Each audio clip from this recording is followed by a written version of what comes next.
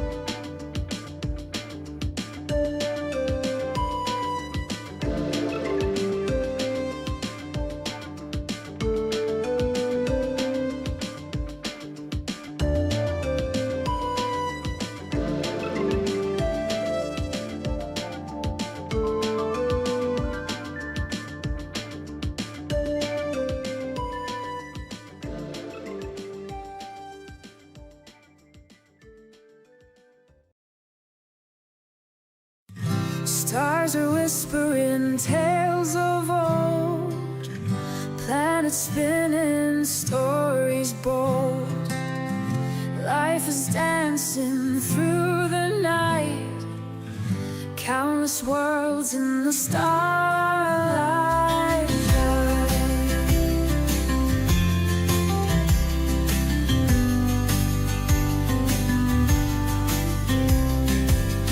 Galaxies full of mystery, infinite in their history.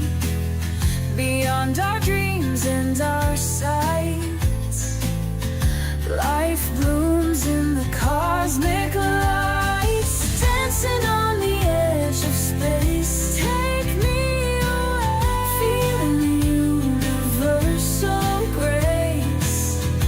In the dark our hearts ignite, life across the endless night.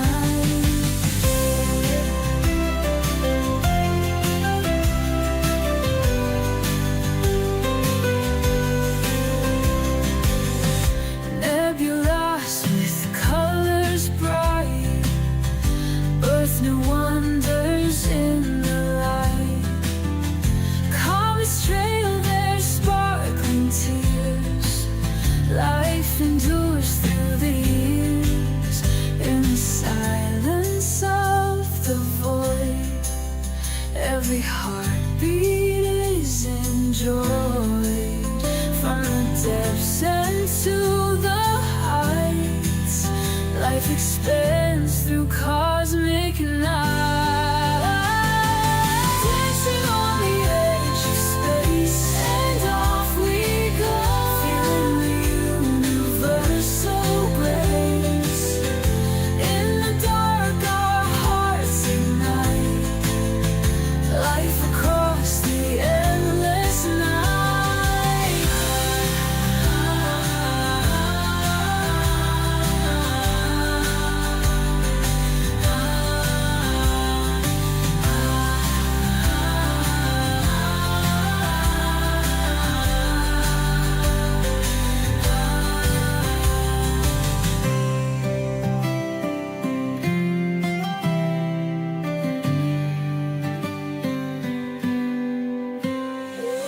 Dancing on the edge of space, and off we go, feeling the universal grace. In the dark our hearts ignite, life across the endless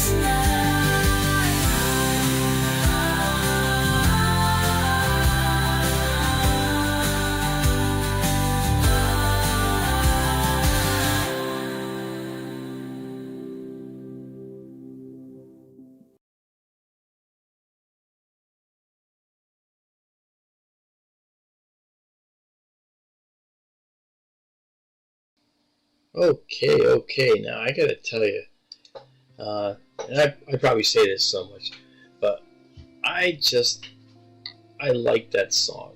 I don't know why. I just think it's such a cool song. I like what it says. I like how it feels. You know, when I wrote it, I was like, I gotta get a song that just sort of fits what we do, and that was it. That's called Cosmic Symphony. This is the Benson telescope right here. Okay, and you notice the clouds in the view. That's actually the view from just a few moments ago. If I refresh this is not, you see, we still have clouds out there. So we're not going to be doing Benson tonight. Okay, telescope is nicely stowed away up there where it belongs. But we will be looking here. We are in the wide field view of the Sonoran telescope tonight. And the telescopes are 220 miles apart from each other.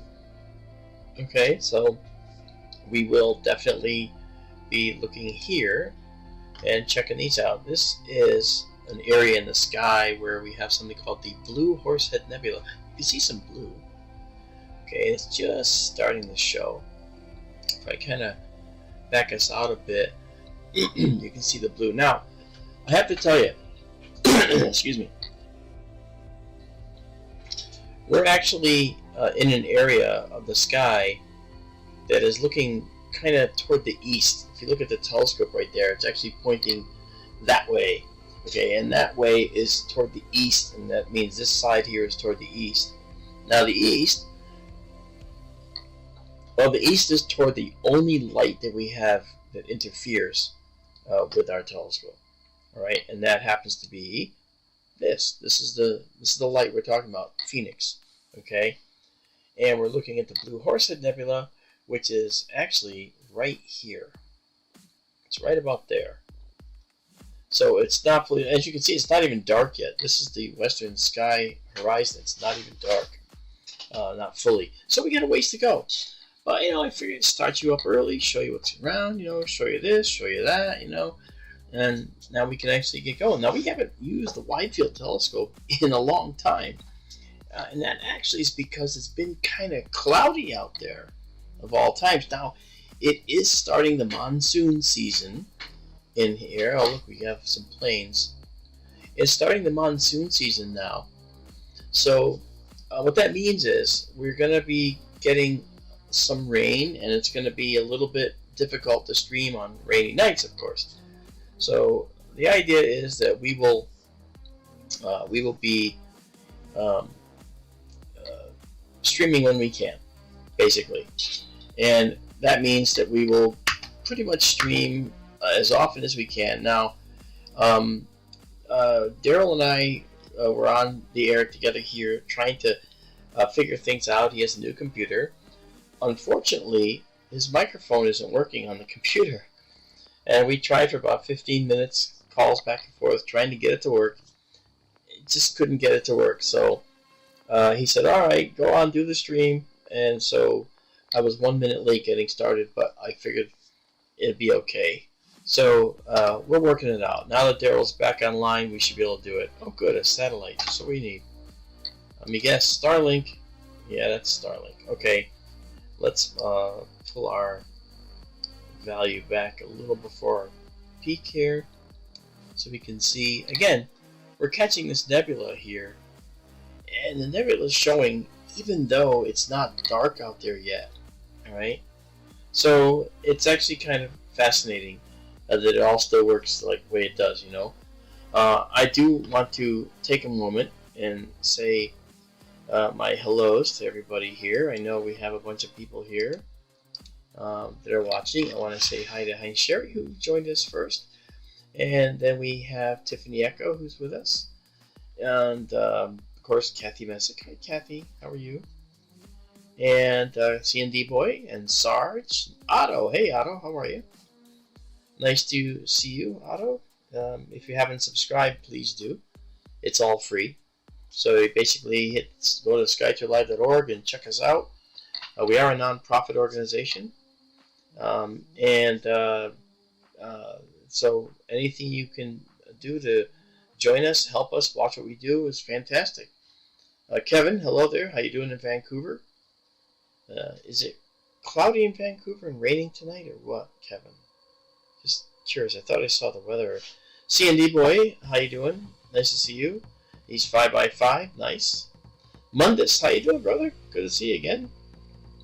Watching from the Rockies one more time. Yeah, we're still waiting for it to get totally dark, but I picked this object because it's very dim and difficult. But the fact that we can see it shows that this telescope still works. I haven't even focused yet, by the way. But this is in the constellation Scorpius, right near Ophiuchus and Ophiuchus. So if we go back and look, let me back out a little bit. Okay, you can see that we are actually, here's Scorpius, and we're in Scorpius right here. All right, and then up above here is Libra.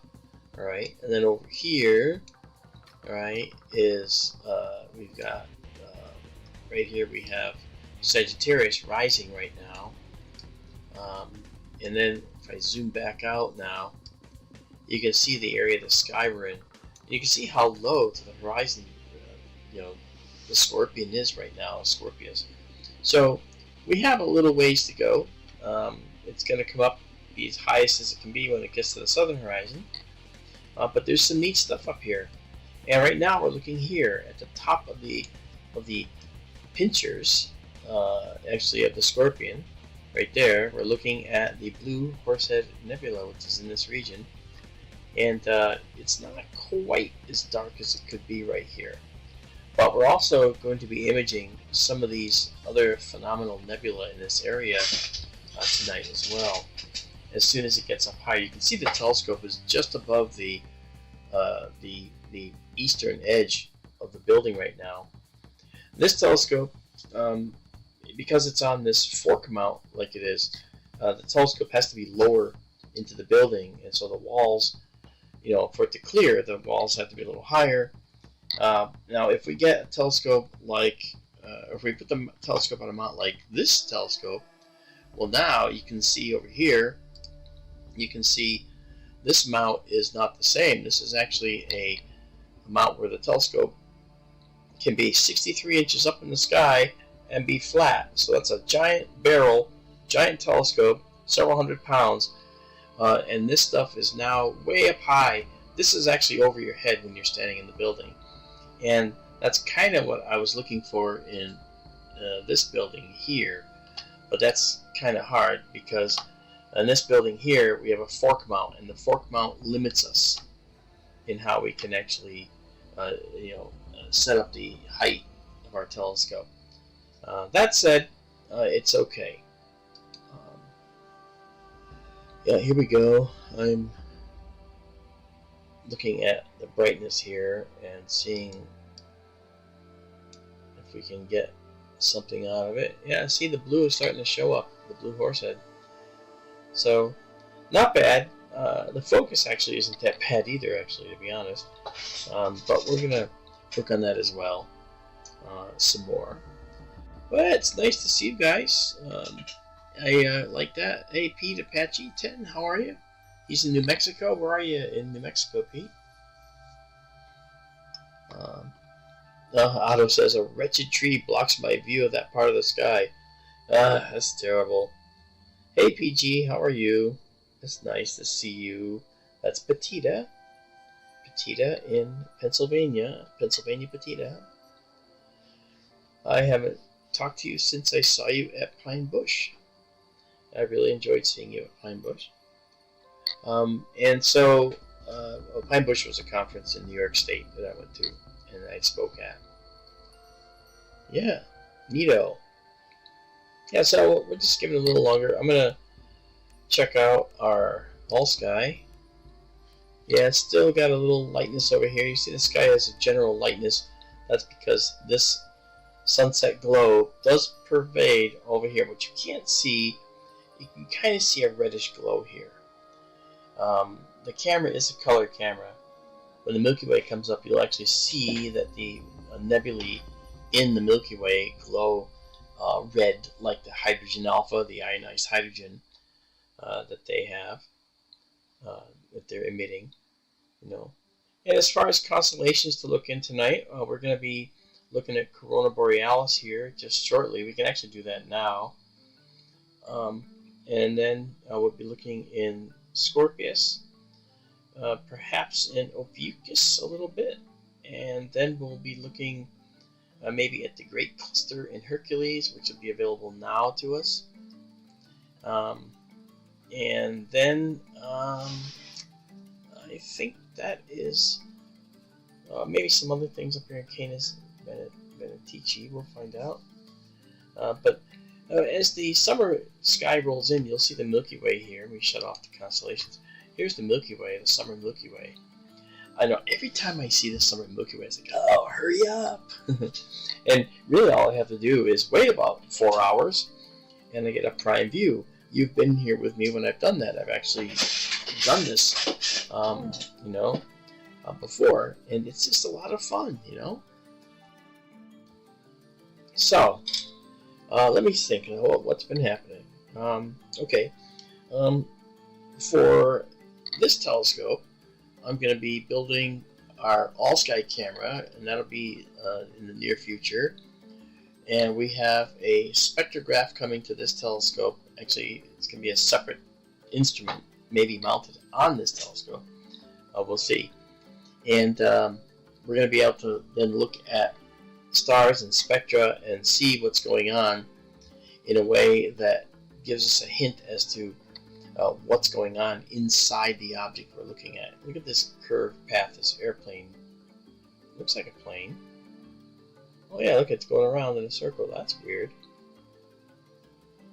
That doesn't match a regular aircraft, actually. I saw several other dashes like that. Now this is a 12-second shot, so the lights that are always constantly on the aircraft will be there, but that's a very, very high altitude aircraft, if that's what it is. So that's fascinating. And then they're gone now, which doesn't make sense if it's an airplane. The only way it makes sense, actually, is if this was a military jet and it turned off its lights, because the lights should not be going off. Wow. Well, it's fascinating. We already saw something cool that I didn't expect. And this is recorded, by the way, so obviously we'll be able to play this back, find that again, and produce it. I saw another one. I saw another set of dashes go by earlier before I started here and then here. They're very, very obvious. And then these actually did a circle and turned around. That was pretty cool. So if there's maneuvers, I guess we're going to see them. Tim F's with us. Hi there. Kevin says it was cloudy, rain tomorrow. Yeah. Sorry, man. Hey, you know what? Tonight we'll give you a little bit of clear sky, okay? Because somewhere out there is a clear sky and a beautiful sky. Curtis Horn's with us. Hey, Curtis. How are you, man? We're using the wide field scope tonight, Curtis. Not this wide. This is just my all-sky cam. I'm going to minimize. Okay, here is the Blue Horsehead Nebula and that Starlink satellite that had come through earlier. Let's do a color correction, and let's try to pull out more detail in here now that we've stacked 19 of these. Yeah, see, now the blue shows up even more. See that? Yeah, it goes more extensively. I only stopped on this as a test object to check the nighttime darkness. And as you can see, we got little red and stuff. That's because we still have some sunset light in our view. And even when I color correct it, it still is kind of there. And that has to do with what I said before. When we come in here and look at this, you can see we have a little bit of a light. It's going away. This will be dark in just a few moments. Milky Way is coming up a little bit more as well. And Scorpius is right here. You can barely see it down the bottom here. Okay. Ophiuchus is over here. Libra's over here. So we're looking right about here. Okay, so we're looking kind of in this area. Has a little bit of light pollution in it. Again, this is very little considering that you can't see it with your eye when you're out there. Okay, but a sensitive camera can see it. Right. This is a beautiful Bortle 3 sky, meaning it's fairly dark when you consider Bortle 1 is the lowest. Or Bortle 0, I guess, in reality. It goes 0 to 9.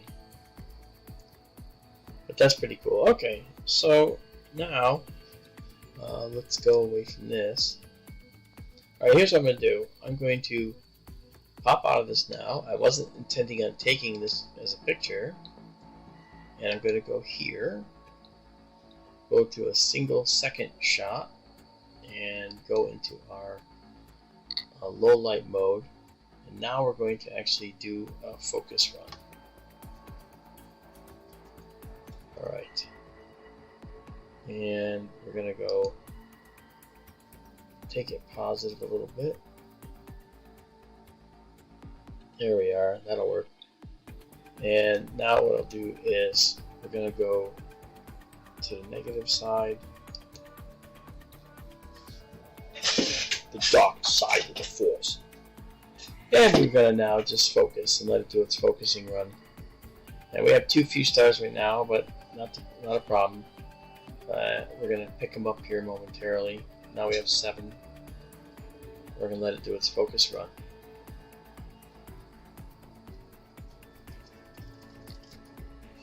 So, I'm really happy to have you guys joining me. Pete, where are you in New Mexico? I meant to ask you that before, Pete Apache. When you said Pete Apache, I was thinking, oh, you in Apache Junction, Arizona? Just because. You'll notice that the focusing run doesn't use the bright stars. You know why? Because the bright stars actually can't be focused to the perfect dots that you want to get with these smaller stars. So that's why now we're up to 54 stars that it's using. And you can see it's starting to make this curve. Oh, you're in Carlsbad. Oh, wow, Pete, that's cool. Carlsbad, New Mexico. Wow. I spoke in Roswell many times, and I would actually fly into Phoenix and drive to Roswell with our Sky Tour live stream crew, and that would include Marianne Robb and others. And it's neat because I stopped off in Socorro at the the VLA, the Very Large Array. Spent time there. That was a lot of fun. So have a lot of fun memories from that. We should see a line show up right there in just a moment. We should see it show up. It should balance right in the middle there.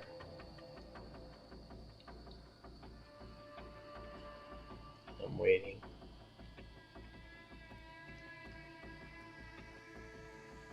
Might be not quite dark enough. It's just the focusing scan is complete.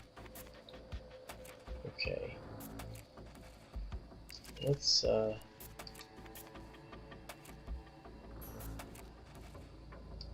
bring it over and see if maybe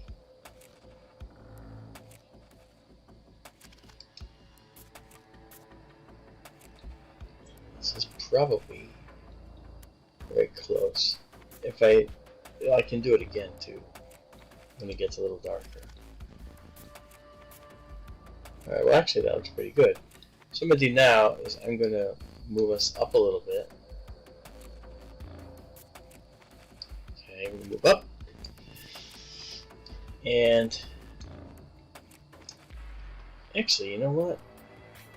Since I'm still waiting for that final few moments of darkness, what we could do is go right up and pull out of this and come right up here,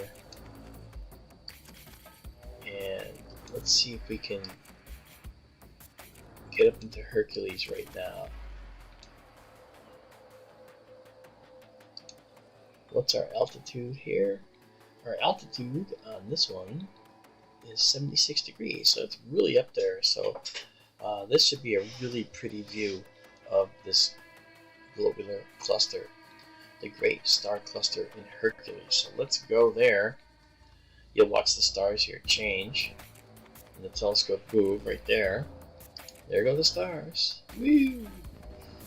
We should see a fuzzy object come into view here.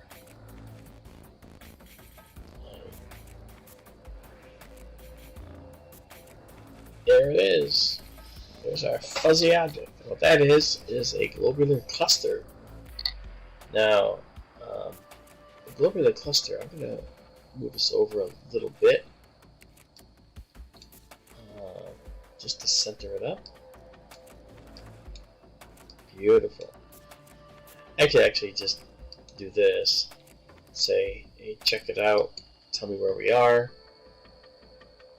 It'll know, and then I'll take measure 13, which is what this is, and say center it in the view. Alright. And then I'll set the target name as well. There we go. Jessica S. How are you doing, Jessica?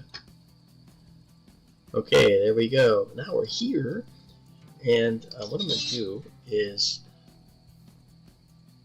I'm going to do a close-up view here because I want to see what the quality of the stars are. I can see that the stars are slightly out of focus, and I'm going to work on getting them more in focus. Now I could just come back and do the a focusing run again. I want to try to do it manually right now just to see, using our focus tool over here.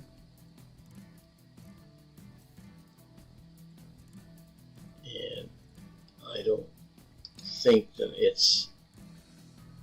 I have the granularity set right, so I can just let it focus itself.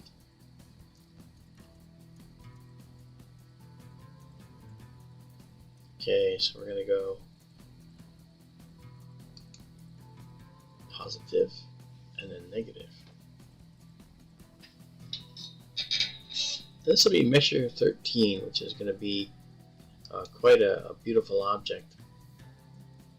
It really is. There we go. I'm moving a little at a time. Alright. One more, I think, is going to be just perfect. These globular clusters can have hundreds of thousands of members, and they're called halo objects. They actually orbit our galaxy. Alright, if you look at me down here, the galaxy is the disk here, and they orbit the whole galaxy as a whole on very strange orbits. They're not really linked to each other, but sometimes they plunge through the disk, and they may shed a few stars, may gain a few stars, and they plunge back up through the disk.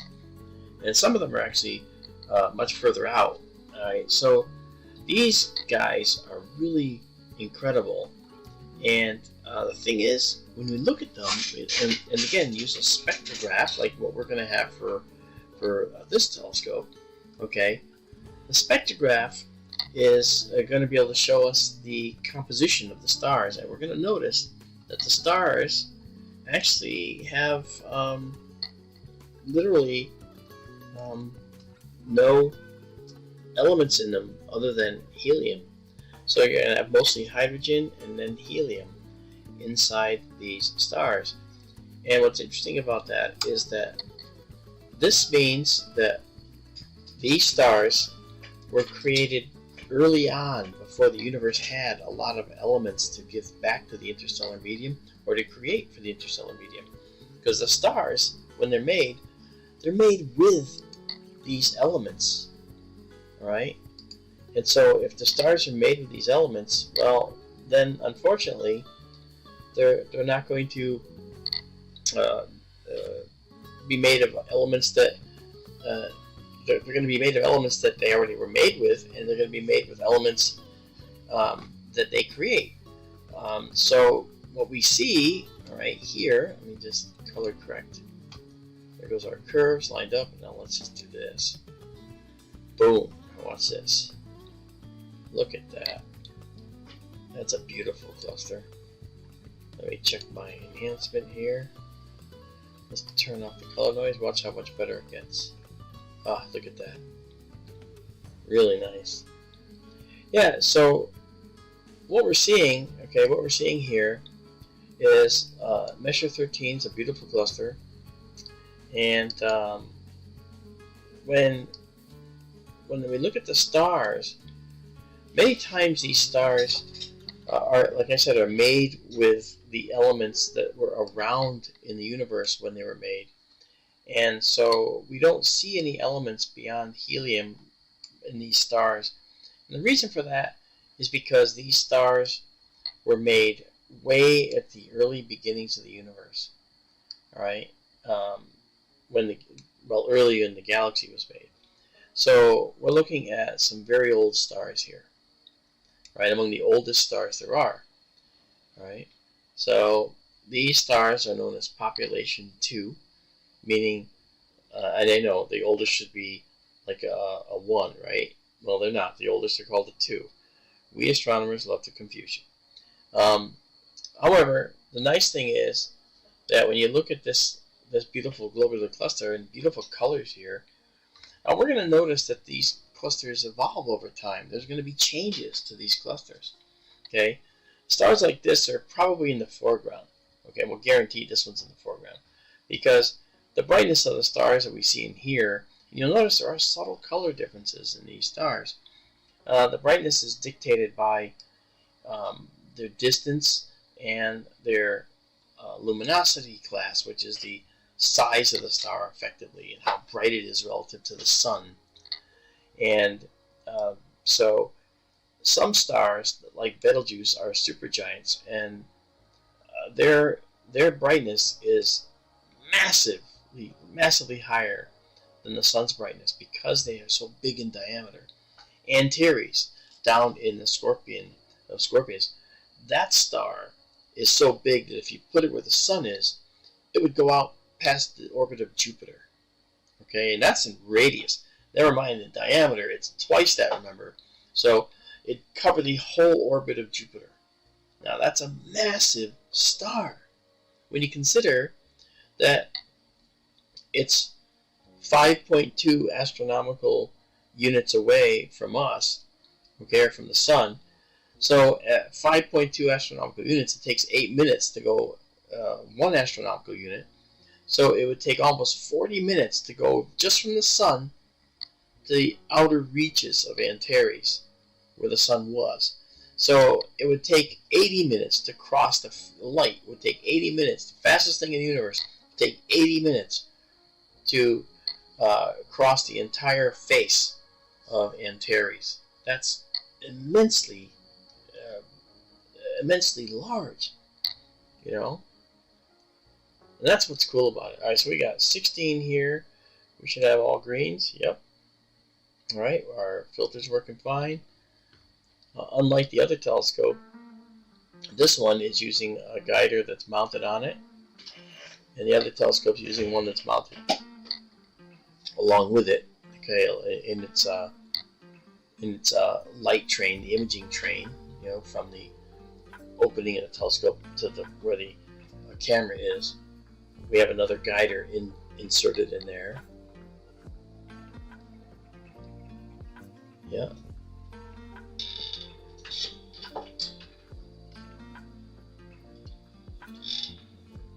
Okay, Heinz says, Mr. Django, Apache, and Kevin has singing to raindrops keep falling on my head song.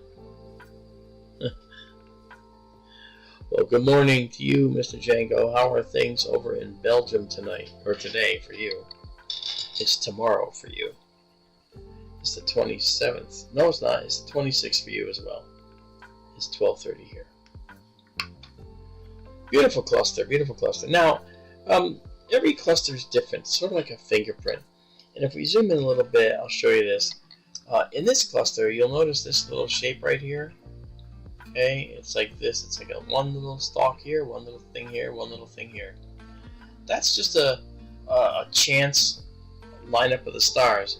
But this, and you've heard Daryl talk about this too, this actually is a feature in this cluster called the propeller. Because it kind of looks like a propeller. It goes one way here, like a 3-bladed propeller. Okay, that's kind of what that looks like. So, and that again, that feature is just, you know, we got, we have one here. Let me just draw it. Okay, we have one here. We have one here. So there's your propeller. Oops. Yeah, so that's the propeller inside of Measure 13. So, interesting. Are you hearing those alerts, by the way, from my system? Did you hear it just said really loudly in my ear, Deep Sky Clock event. Did you hear that? Let me know. Sam S., how you doing? Nice to see you. Now, I purposely didn't put out any kind of announcement that I was going to stream tonight. And the reason was I wanted to see how many people actually get the notifications through Facebook, or sorry, through YouTube. Normally, I'll put out announcements all over. Okay, Kathy, thank you for that. I'll put announcements all over the place and let everybody know. But I didn't do it tonight because I wanted to see how many people actually get alerts. And I see there's a fair amount, but it's all of you folks that have been here and worked out how to do the notifications in YouTube. Because YouTube's a little funky, doesn't do the right stuff all the time. Alright, I'm going to save this now. This is Measure 13, our beautiful globular cluster in the constellation of Hercules. I'll save it exactly as seen. And I'm also going to do this. I'm going to bring this up again.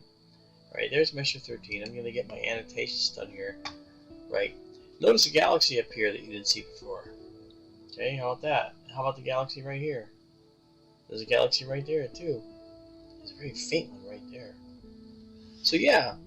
And so, this is a star. It's known as HIP 81848. That stands for Hipparchus catalog. Okay. We have a very faint galaxy right there. And that one is not so faint, but we see it. So what I'm going to do now is I'm going to actually save this with annotations so we actually see and have that saved out into the file along with it. So that's cool. Alright, so 35 is what we're going to do it. We're going to go here, now say save exactly as seen one more time. Now we're going to go to our low light mode once again and kick off another object here. And there it is. That's the low light mode. It's a very bright globular cluster, as you can imagine. I've been working on a Navy project. I've got 6 submarines to do for a defense contractor. They got to go to Gulfport, Mississippi. So I've got 3 of them I'm working on now, and I'm going to do another 3 over the weekend and get that out the door. So I am a little disjointed, a little bit. Now, from here, you'll notice that we have our summer sky coming up because now this is down toward the northeast. Now with Benson, we can see this part of the sky, right? But here we have to be a little higher. You know, we got to be a little higher to see to that part of the sky. But I'd like to go over now and just look at our evening. There you go. So now you see it's much darker, and you see how the Milky Way is starting to really be defined here. And we're playing around right around here. So we've got, oh no, sorry, Hercules right about here. So if we come down here, do this. There's Vega. Here's Hercules, right? So what we can do, oops, sorry, that's the all sky stuff. Didn't mean that. That's the recorded stuff. So from here, what I was trying to say is, leave this out. The globular cluster we're looking at is right there. You can actually see it here. Very faint, but you can see it. Right, and by the way, make sure that you're on 1080p. Alright, so you can actually see all this. Okay. Sometimes if you're not on 1080p, you won't see the stars. They're kind of muddy. Who wants muddy? Okay, so that's that. So now, let's take a look now. Come down here, and I want to see if we can look at the young moon. What's it doing there? I don't like that moon there. Doesn't really belong there. Good. Alright. That was incorrect. That's a few days ahead. However, now that we got this here, at this particular time, we're at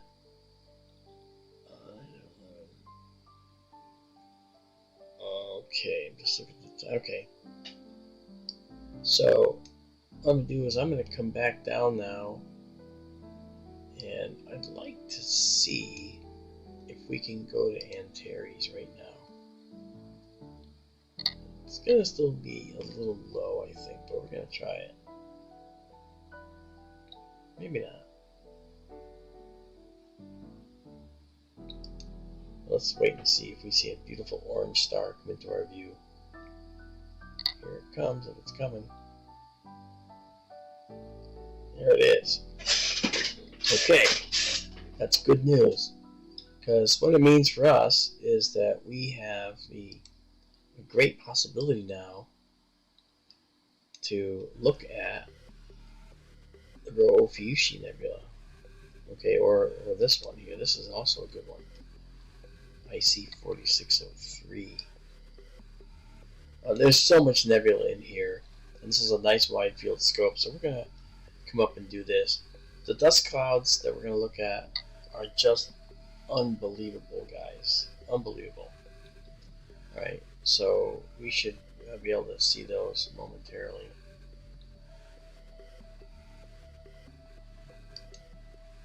Yeah, those are the two stars that I wanted to see. Okay. So that's good. And what I'm going to do now is center that up. I'm going to reinitialize this.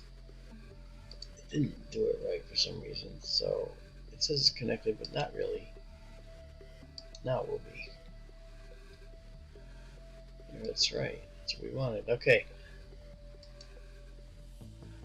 This system that we're using is going to be obsolete. Not all this. This is still fine.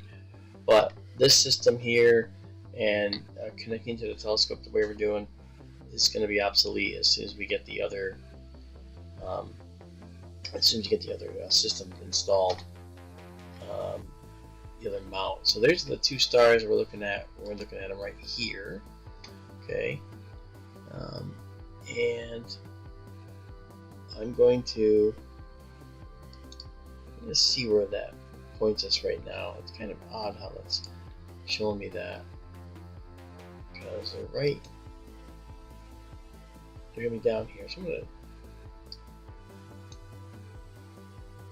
gonna do this. Gonna move this down a little bit.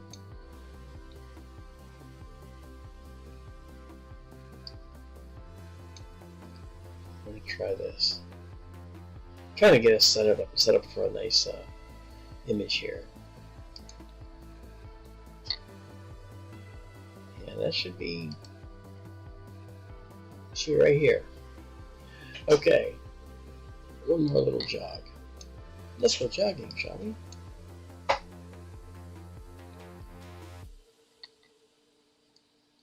Okay.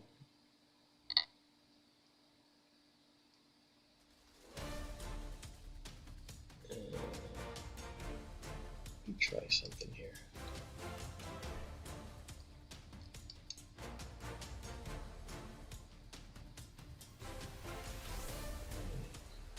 Patience, folks. Okay. I think. Okay, I think I had something that was a little bit off, but we're okay. So what I'm gonna do now is I'm gonna move this down. I think I had something reversed. Because see, now these two stars look like these two.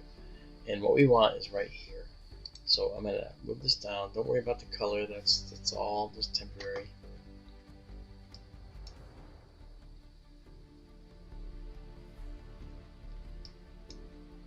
Alright, let's do this now.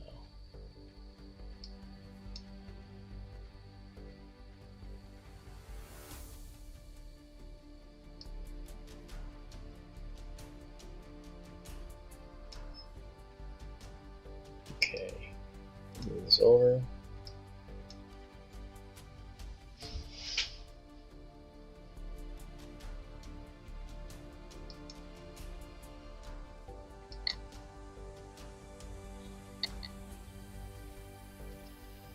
Okay, so I flipped my curves around, so what I'm going to do is come over here and just pull this down.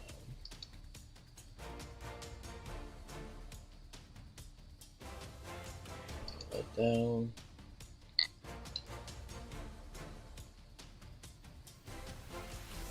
Okay, just a minute.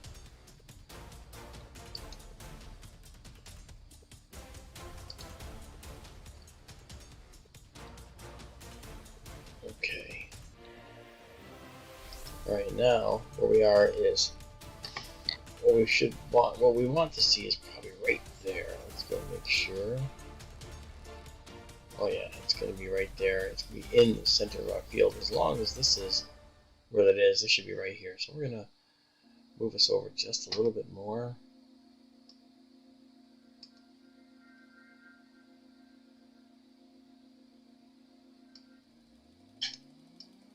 And then we'll be ready. This is, I promise, the setup is worth the wait. Okay, this camera has not captured this object before, so this is going to be kind of cool. It's a dust cloud, okay, but wait till you see it. Okay, first of all, this is where it says the telescope is. We're off by a tiny bit. How far? Let's see. About equal. So these are our reticles. Okay. Now let's actually go back and take care of doing this. Let me drop this a bit. Okay. Alright. So now what we're going to do is we're going to come back now. We're going to do a 25-second photo here. Where we are guiding. It said searching, but we're going to let it go because we will not capture anything that is not good. It will not let us. You'll see the yellow progress bar right down here when it gets to 25 seconds. And part of it's going to go behind the Asterian Foundation support banner, or support icon. Alright, so now we'll come back up in here. We're going to come out of low light mode and go into deep sky mode.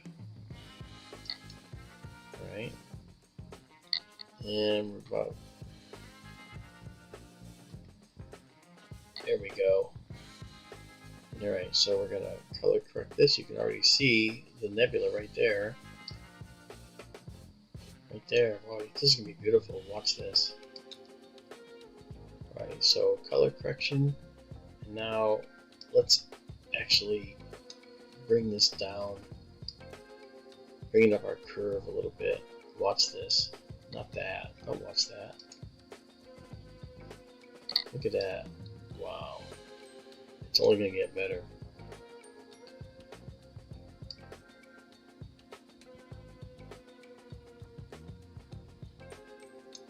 This is interstellar dust you're looking at, and what's happening is these two stars are actually illuminating the dust, literally with their light.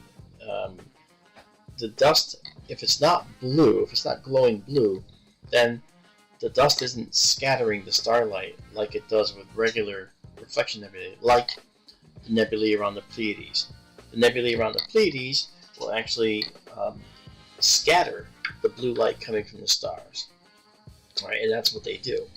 But in this particular case, we're just actually, we're only reflecting the light. Because sometimes that happens. Look at the dark nebula here. It's going to get so much better. Look at the colors starting to show up. We've got 4 images here.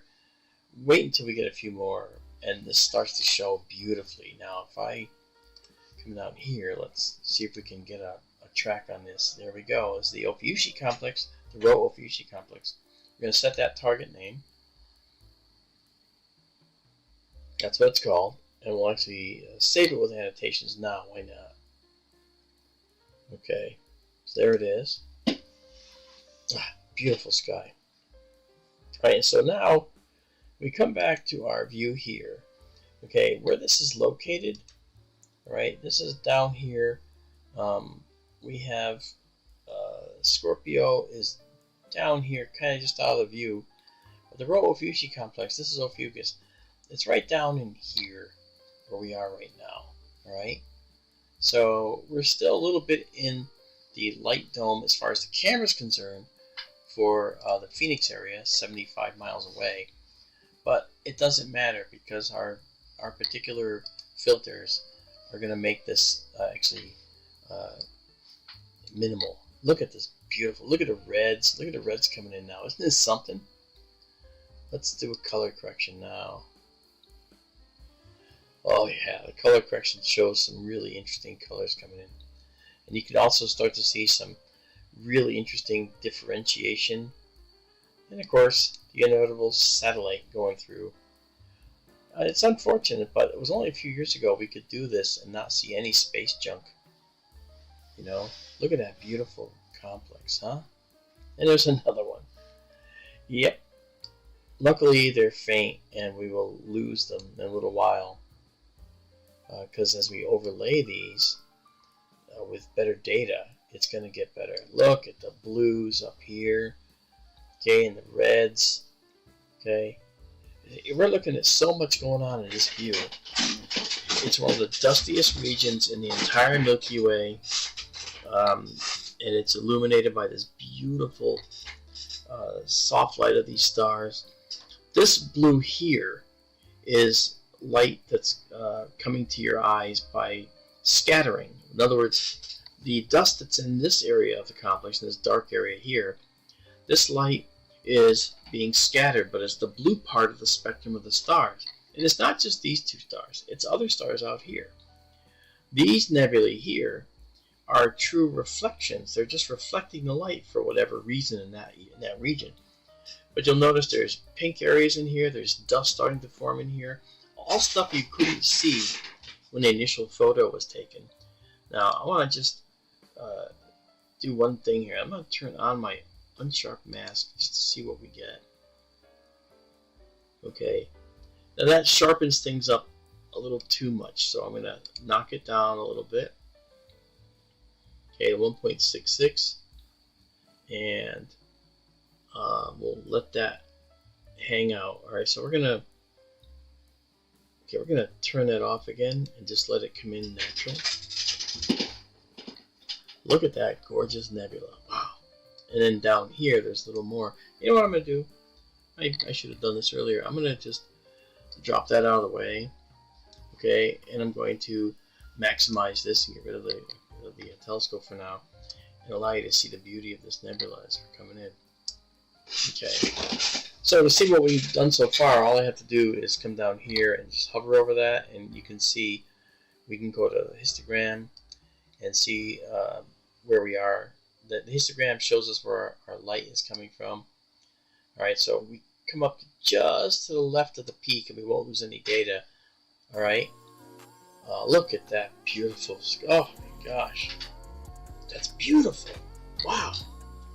Now I just have to do one other thing. I'm going to drag this down a little bit just to get rid of some of that noise and soften it up a bit. Watch this. Wow, look at that. And I can even do that one better. I'm going to back this off just a tad. Okay, like that. Now watch.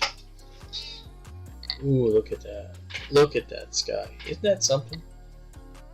This is really just beautiful. Oh.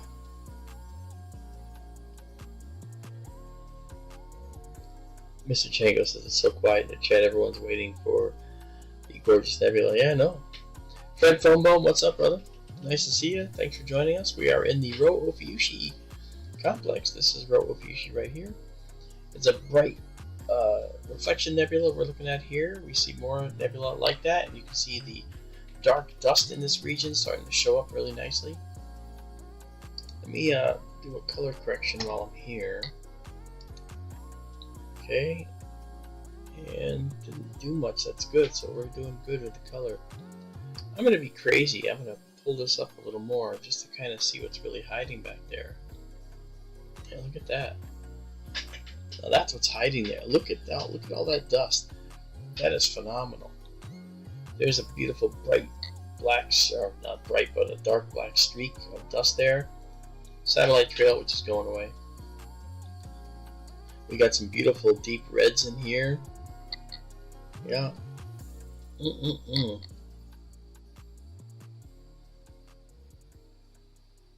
Wow, this is... Michael, what Hedrick says, is there a new nova out there? Yeah, unfortunately, we can't see it with this telescope. We have to see it with the other one because it's too low in the sky. The other telescope can get down that low. This one will eventually, but right now it can't. we're going to convert the mount away from this fork mount and go to a full equatorial mount, like in this telescope here, which you see this mount right here, over here. When we look at this, you can see this is a different mount. Let me refresh this to see if our clouds are still there. Yeah, they are.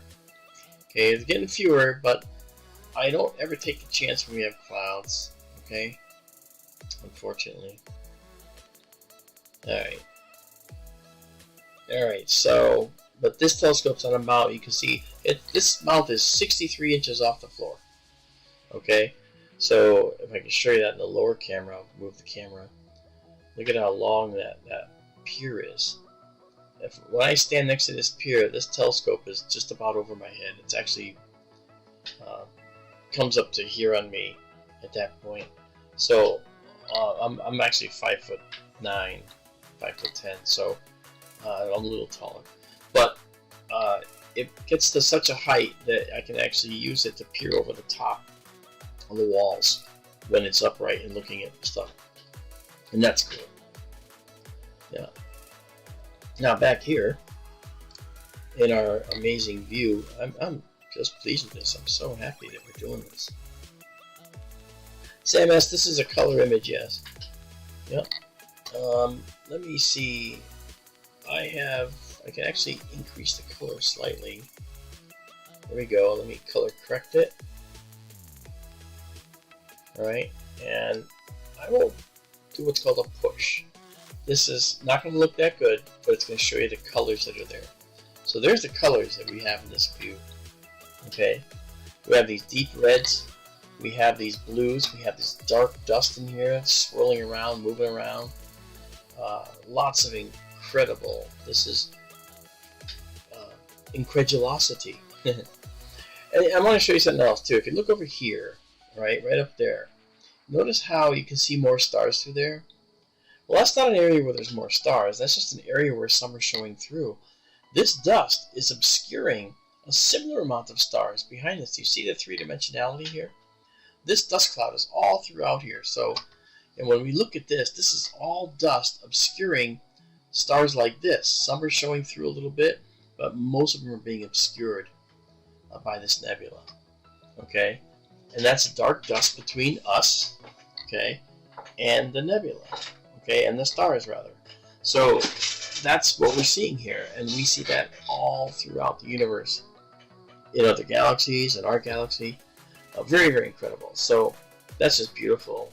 I'm glad I did that as a long, as a large scale photo.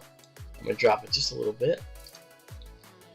Fully see, I'm gonna go and over process it for a moment just to see what else is hiding in here. Okay, well, as you can see that we have these streaks and loops in here. Where do all these streaks and loops come from? Well, you can imagine that in our universe, it's very dynamic out there. Stars go supernova, they push stuff out, and that forms a wave of material that goes out and pushes other stuff, making large loops and things like that. And that's kind of what we're seeing here. Okay, now we have 26 images stacked here for this so far, and we have none that have been rejected. So it's a really good guiding light. I'm just liking this.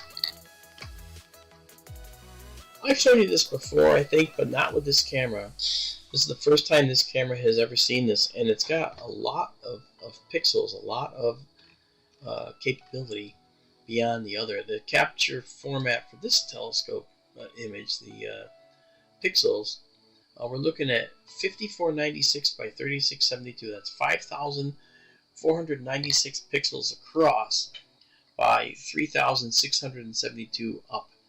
So that's what we've got for a sensor on the camera right now, and it's one of the nicest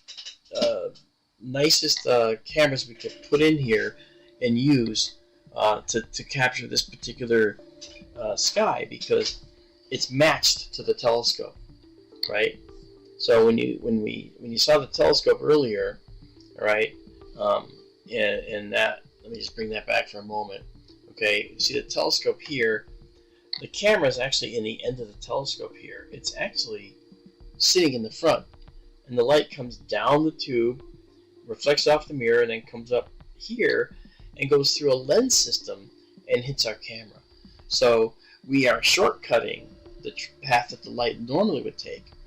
In this telescope over here, we're still capturing images.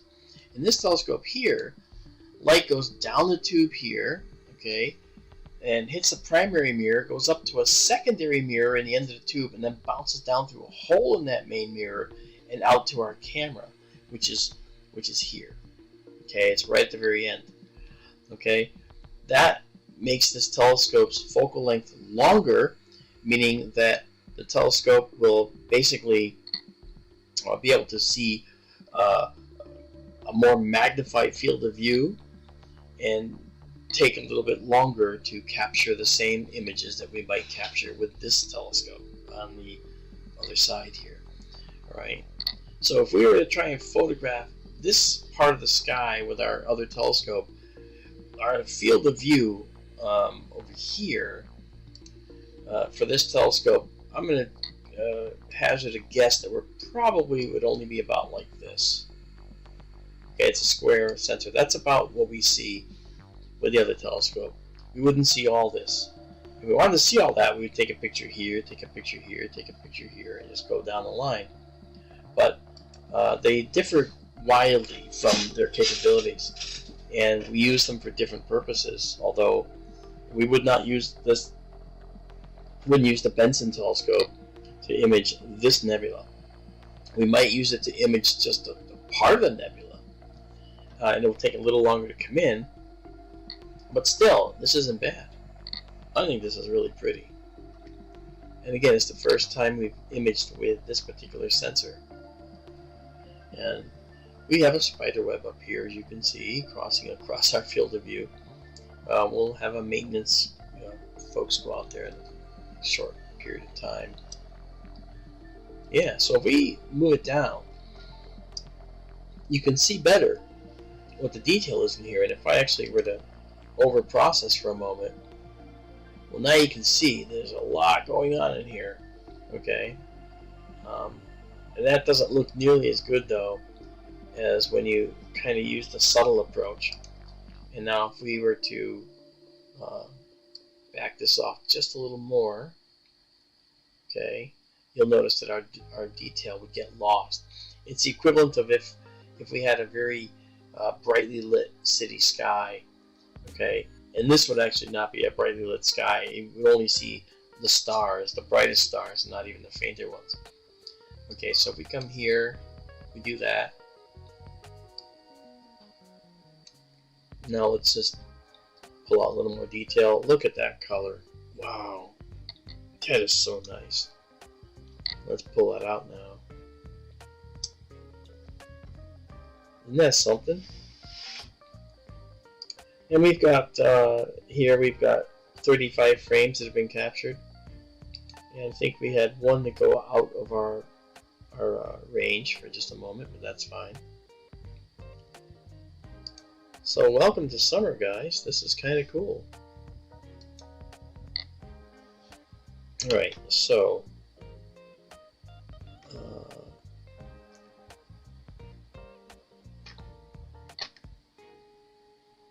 okay, let's I'm getting all these alerts all of a sudden showing up. Stop it. Go away. I don't want alerts. I gotta shut these off.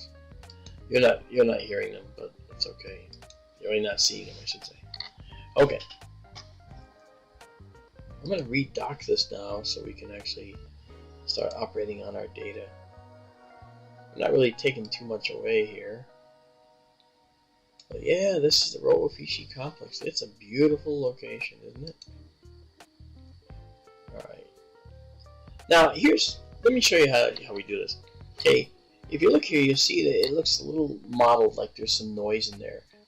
What we can do is we can move this down, okay, and the image will get less and less noisy, but it will also get dimmer. So right now, if I move this down to here, you'll see that the image looks pretty nice without a lot of noise. Okay, however, it's just a little bit dimmer. All right. So if we let the light come in even more, then all right, we'll be able to move this up further and further until we can actually see a lot more detail in here, and it won't be very, very noisy. Okay, we see this all the time. This is gorgeous. So I'm going to do this one more time and say save image with annotations. The target name is already saved, so then we'll come out of this and we'll save and save with all the details. This is 40 images. Save exactly as seen. And there we go. So now on our server at skytourlive.org, you can go up and get freely in about 30 seconds from now. You can go download this image right here. This is the one that's going to show. Right. Trying to get it to come in. There we go. That's what you're going to get right there. That's available for you to take and enjoy. No charge. If you want to support us, you can support us. You can go and join our Patreon up here, you know, and $5 a month, $10 a month, whatever you want to do. And that would be up to you, and more than happy to have you join our family. There are benefits you get from doing that. You get the final finished process shots with the higher tiers, and you can get all that information by going to our Patreon page or by going to skytourlive.org right here and going to our Patreon page from there. That's our portal. That gets you to all this. You know, SkyTour Livestream is our YouTube channel. And from there you can see our radio show on Wednesday nights. Today's Wednesday. I didn't do it tonight because I'm going to admit it. I set an alert for the show tonight, and the alert didn't go off. I must have turned it off. So I had a show ready to go, and when I finally looked at my screen, it was 8 o'clock. It's like, I start at 8 and I go to 10. And so my co-host, I hadn't even connected with her. So I really messed up. That was my fault. Alright. So that's the thing. If I mess up, I take responsibility. Wow, look at that. That's beautiful. Wow. Those subtle colors always get me with this complex, you know? They always get me with this particular complex. And by the way, this is not all there is to this complex. This complex is massive, extensive, as the next image will show that we do. Okay, let's... Wow. Michael Hedrick says, this is amazing. It's like the clouds, but in our universe instead of our sky. Yeah, it's in our galaxy, you know. You know, when you look at the galaxies, they have those spiral arms, and you see those dark nebula in those spiral arms, those dark lanes that we see. And we're looking at a dark lane right here. This is a dark lane in our galaxy right here. Okay, but we're inside the galaxy looking through it. Now, we're not too far from looking toward the center of our galaxy, which is kind of off the page to the lower left here. Okay, but still, that's pretty cool. I'm going to save one here again, 48. Remember how this looked at the beginning? It actually looked rather rough. We couldn't see any of this detail. Now we can see the details in here because we're stacking all these things. Yeah. Fred says, how long did it take to get fully up to speed on this sort of software? I'm just now starting to figure out basic stacking. Well, okay. That's a very fair question, Fred. First of all, depends what software you're talking about. If you're talking about SharpCap, this. It was extremely daunting at first because there was so much. But I did spend a lot of time on cloudynights.com, and cloudynights.com has people talking about this. I also spent time on SharpCap forums, SharpCap, SharpCap, And it's stacking on its own here, and there's a filter called the full width half maximum filter, and you set a threshold, and if any data comes in over that threshold, it won't stack it. That keeps your stars perfect even on a windy night. You'll just get lots of red bars.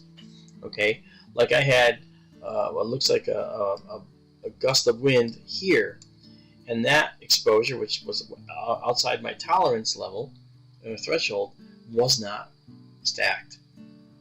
Okay, so we left that out. Now, the other telescope over in Benson uses a different mechanism. It uses still the same stacking, but the full width half maximum is more of a backup. It's not needed because, look at another green, because the software that I'm guiding with will not allow a stack if it doesn't get a good guiding image. So that kind of, if there's two checks and balances out in Benson, there's one here. Sometimes one of them sneaks through, but you see I have an unstacked thing here. If I see a dash for the stars all of a sudden got hit by wind, I can say, oh, unstack that, and they go back to perfection, right? And out here it makes a difference. Out in Benson it's not as big a deal, although Benson is windier, so sometimes they do sneak through. But look at this beautiful shot. I'm going to save it again at 53. Okay, and then say save exactly as seen. The more images you get, we take an image, we align it with the next image, and then we just stack this image sandwich up, and we've stacked 54 of them so far. Actually, 54 now. Okay, and what's interesting about this is that this image now has more data in it than noise, and we can actually extract and look at the image and process it to show just the image of these beautiful clouds, and it becomes stunning, just stunning. Alright, so let's stop at 55. I've bored you enough with it. Okay, here we go. So we're going to come out of here, go back into our low light mode, kind of like called a finder mode. You'll see no hint, there's only a subtle hint of reflection here. Okay. Alright, now let's come back here, and I'm going to do one more thing now. I'm going to take Rho Ophiuchi, because this is important. Rho Ophiuchi complex. Now tell it to center the view. Okay, so yes, I'm going to have it center in the view.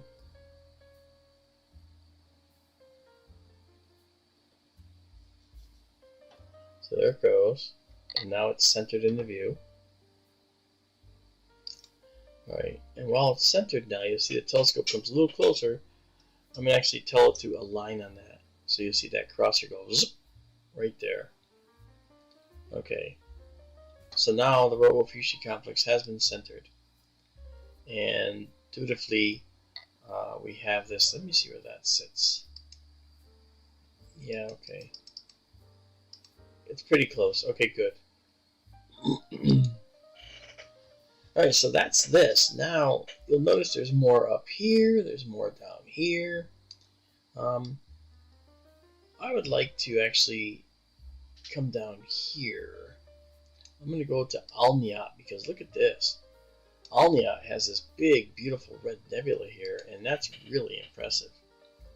Okay, now Alnia is Sigma SCO, meaning Sigma Scorpius, otherwise known as 20 SCO, BLM4, NOR1, blah blah blah, Hipparchus 80112, A, okay, and HR, HD, Henry Draper Catalog 147165, HR, all these names, okay. What we're going to do now is we're going to come here, and you'll see Alnia show up here now in just a moment. Alright, and there's Alnia, okay, right there. And right next to Alnia is a big nebula right here, and this nebula will become very apparent very quickly because it's actually pretty bright.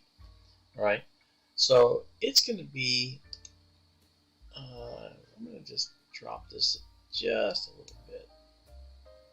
From experience, I know that Alnia's Nebula extends a little bit up. So there we go. Okay, so it's going to be right there. Fred Phonebone says, so far I've only imaged planets, looking to get another camera with a wider field. Okay. If you need assistance on that, let me know. If you tell me the telescope you might want to use, I can give you some ideas of what you might need in order to do that, Fred. You don't have to spend the kind of money that we did, to do this. All right, so we are guiding. You can see our numbers starting to move there. So we're going to go over here and go and do a 25-second photo here. And the progress bar is now buzzing down there. And so we're going to go into our live stack here. Oh, he has a Celestron C8. Okay, that's good. Look at that beautiful shot. Wow. We can look at this while we're waiting for the other one to come in to overlay it. A Celestron 8 is a very good, telescope. All right. There's Alnia. Look at that nebula. Look how grainy this is, right? See how grainy this is? Give it a moment. Give it time. So we come down a little more. You'll see the rest. All right. In Benson, where we are with the Benson telescope, we're sharing the mountain with 9 other professional astronomers, along with me, and one of them uses a Celestron 8. How's that? It's pretty good, huh? So a Celestron 8 is in use by other professional astronomers as well. So you're in good company. You're in good company. I'm going to color correct this. There we go. Now that's looking really nice. Yeah, so remember, this is the wide field telescope, so we're going to get these halos around stars. We remove those post-processing, and we'll do that with this as well. So yeah, Fred, if you actually go skytourlive.org, what you do, you go to contact and write me a message, okay? I get it, Marianne gets it, Tara gets it. But like for instance, Marianne told me about somebody writing me a message. They want me to do a talk at some location, and I think that what we would, in other words, what happens if you write me a message there, I'll get it. David Schmidt, hey man, what's going on? I can't believe you're here. It's so nice to see you again. Missed you, man. I did get your Christmas card, though. Thank you. I thought that was cool. It's always nice getting something from Thailand, where Dave Schmidt is. That guy is so cool. Yeah, so Fred, send me a message, okay? And I can talk to you about what you might want to get for the Celestron 8 to help maximize your capabilities. There's a couple ways to go. Now what we're using here, okay, again, see in the end here, we have this, in the end of our barrel right here, you really can't quite see it. Let me see if I can zoom in a little. Okay, see that right there? That's the camera in the end of our telescope, all right? And so we have something called the hyperstar on this telescope, and the hyperstar removes, you know how like on your Celestron 8 you have like in our other Schmidt Cassegrain, you actually have the light going down through, hitting the main mirror, hitting that secondary mirror, then going down through a hole in the primary mirror to your cameras. Well, if you get a hyperstar, that secondary mirror, after that first bounce, that secondary mirror is taken out, and you replace it with a lens that focuses the light on the camera. And that literally cuts your focal length way down, meaning the size of your field will increase dramatically. And so you'll end up with a field size that is many degrees potentially in size. Like ours right here, the distance across this field is 1.5 degrees by 1 degree tall. Now the camera makes a big difference. When I change this to another set of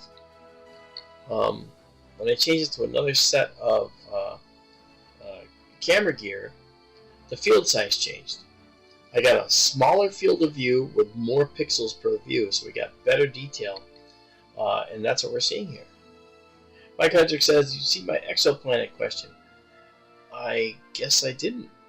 I am. Wow. I just didn't see that. It's probably in my inbox. I will go look, Michael. If you can send it again, I would really appreciate that. Dave Schmidt says, "Mark, good to see you. Cool. Interested to see you too. I'm gonna try and get home later this summer." Oh, nice, David. Nice. Okay, we got 11 objects, 11 stacked here. There is the Alnia Nebula. Now, what is this? Well, Alnia is a bright star. Let's go look at its data. Okay, and it is a spectral type of an O9.5, and it's fusing hydrogen into helium. Now, an O9.5 is hotter than any other type of star other than anything less than O9.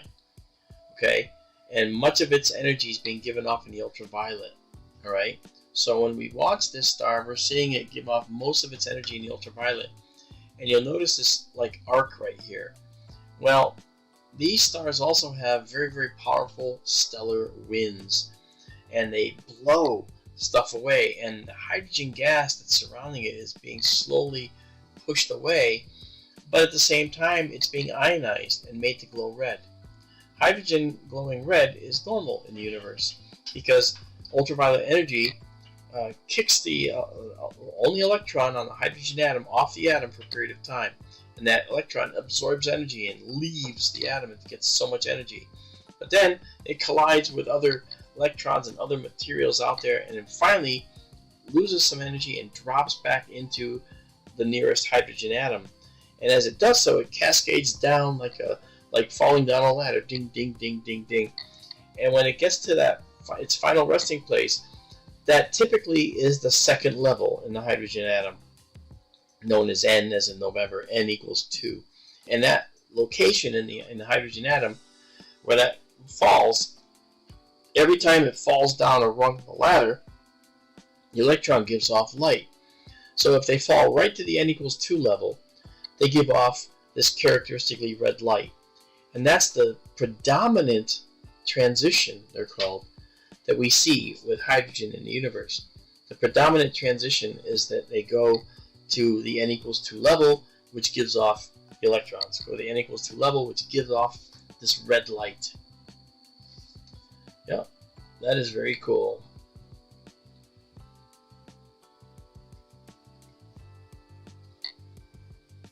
So it's pretty cool.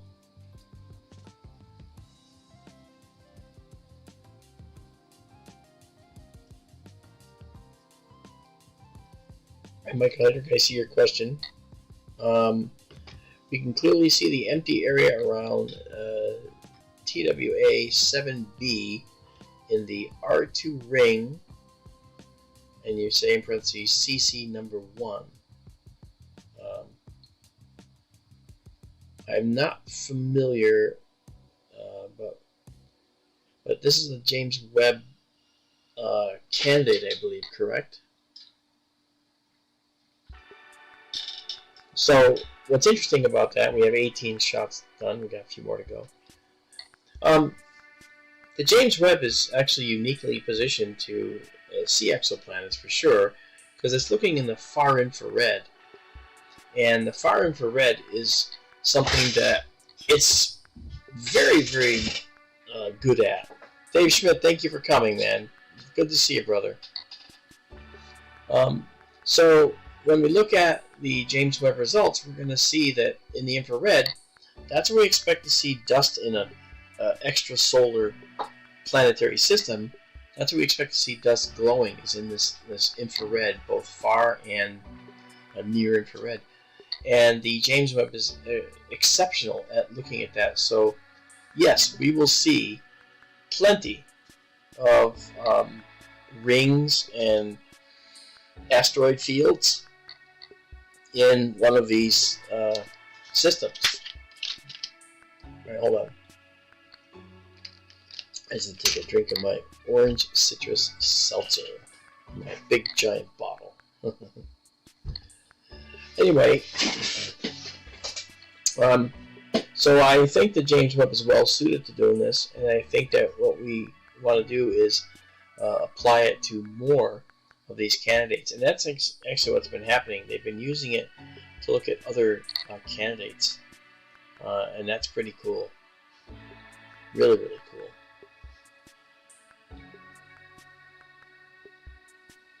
Alright, so Alnia is looking really pretty. I'm going to make sure that we now bring it up and make the telescope find it, set the target name, and save the image with annotations. So we have that saved now. Okay, and it's also saved here, and now it's now labeled, so we can save it and save exactly as seen. So we save as a FITS file and save as a PNG file. The FITS file is what we will save for. Basically, it's a raw file, and we can then do all the work we do for processing. You've seen Isabella do this. You've seen me do this. You've seen other people do this. That's the FITS file. The PNG file is what you see on the screen. That's this file. Okay. Now, if we remove this, we'll get our whole field here. You can see the whole field here, and we can kind of zoom in a little bit on that. That's a gorgeous scene. Wow. Oh yeah. And that red nebula being, made to glow by this O9.5. Okay. Now after this is a B0 star. Okay. So they are among the hottest stars in the universe. These O stars. Okay. Fascinating stuff. Okay, let's see if we can dock this back up right now. Let's move this up a little. Alright, let's do some processing. Let's first of all do another color correction. There we go. Now what we're going to do is we're going to pull this back a tiny bit. So you've got 26 captured here. We're going to move this forward. It's going to brighten up everything in the region. Look at that. Wow. So there's the Alnia Nebula, guys. All its details. And this camera is better at showing all the details than the previous camera by far. So proud of this, man. Oh. Wow. Very cool.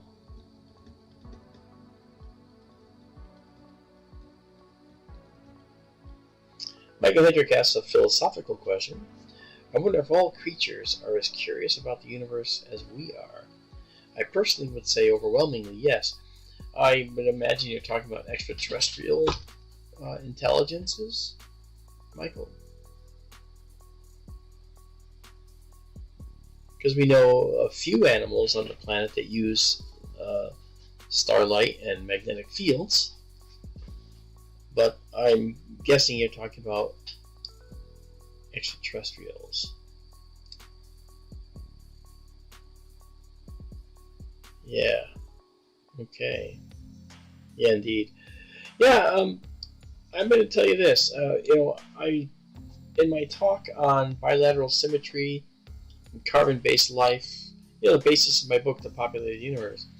One of the things I talk about is another characteristic that every single life form on our planet actually has.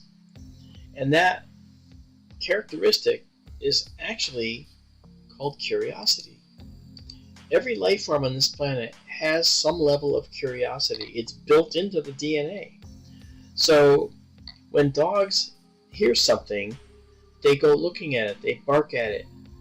They're saying, what is that? I want to know what that is. That's curiosity. They'll go sniff things until something reaches out to snap at them like a snapping turtle or a snake. Okay? It's curiosity. Alright? And so, cats are curious. Curiosity killed the cat. Well, that's a saying that came from a reality. So, every life form has a level of curiosity. So I think that's a template that the universe provides. Is based on our DNA, based on how DNA operates, at least on this planet, every being here has curiosity. So therefore, I think it's a template in the universe that all life forms will have some form of curiosity. That is really something. And I believe that wholeheartedly. I think very much that that's probably, again, a built-in, burned-in DNA mandate is that curiosity is something that is in all life forms. So therefore, other intelligence out there will look out at the stars, and don't forget they have the same atoms as we do. They will probably face the same challenges and have the same thresholds and discoveries as we have. Nuclear power, they'll discover that. They'll notice, they'll be able to, if they have any kind of conflicts on their world, they will notice that nuclear power could be used for good or for bad. But they will pass through the nuclear phase and head into the fusion phase, nuclear fusion phase. We're not there yet, but we're on our way. And they're going to have an eye out in the universe, because if they're made of carbon too, which I think many life forms, if not most, are, carbon is the fourth most abundant element in the whole universe, so therefore, and oxygen is third most abundant, so therefore there's going to be, and has been, a love affair between carbon and oxygen. So if that's happening in the universe, it means that carbon-based beings require oxygen. So what are they going to do? They're going to look for other worlds that may have oxygen in their atmospheres, and that's what we're doing, because we're curious whether we're alone. And they're going to say the same thing, because curiosity, again, is a programmed template, in my view, that the universe provides, based on the millions upon millions of life forms on our planet that illustrate curiosity. Okay? So, all that said, I think that it's probably a foregone conclusion that creatures elsewhere would definitely be curious about what's out there and look for other life forms like us, like their own, which inevitably means they'd find us, because we are not hidden. Yes, I know Carl Sagan, we're a pale blue dot, but you know what? The truth is, we might be a pale blue dot, but we're screaming to the universe that there's life here. Stephen Hawking said, "Oh, don't let anybody know that we're here. Don't be too quick to raise that, not suspicion, but raise that possibility." Well, the answer to that for me is we already have. Over 2 billion years ago, we started putting oxygen into the atmosphere. Okay, we, meaning life forms on this planet. And oxygen, putting life into the atmosphere, was a signal to the universe that there's life here. Why? Because oxygen doesn't want to stay in the atmosphere. Oxygen, as soon as it enters the atmosphere, it will look for something to bond with. And oxygen is very easily taken away. Yeah, you throw oxygenated material into the soil, and it will bond with carbon, it'll bond with iron compounds, and you'll end up with, in many cases with oxidation happening, oxidation, you'll end up with rust, bonding with iron compounds. That's 2 iron atoms with 3 oxygen atoms, Fe2. Fe is iron in the periodic table with a 2, and then O3, 3 oxygen atoms. And that is rust, or hematite, another name. So, the whole family. So that kind of stuff happens in the universe all the time. And so what we see happening in the universe is that carbon is going to bond with other carbon and silicon and oxygen, and carbon's also going to be fundamental to life. And so I think this universe of ours is a universe where we're going to almost be able to know that there's other intelligence out there looking back at us. Right? It's just we have to find it.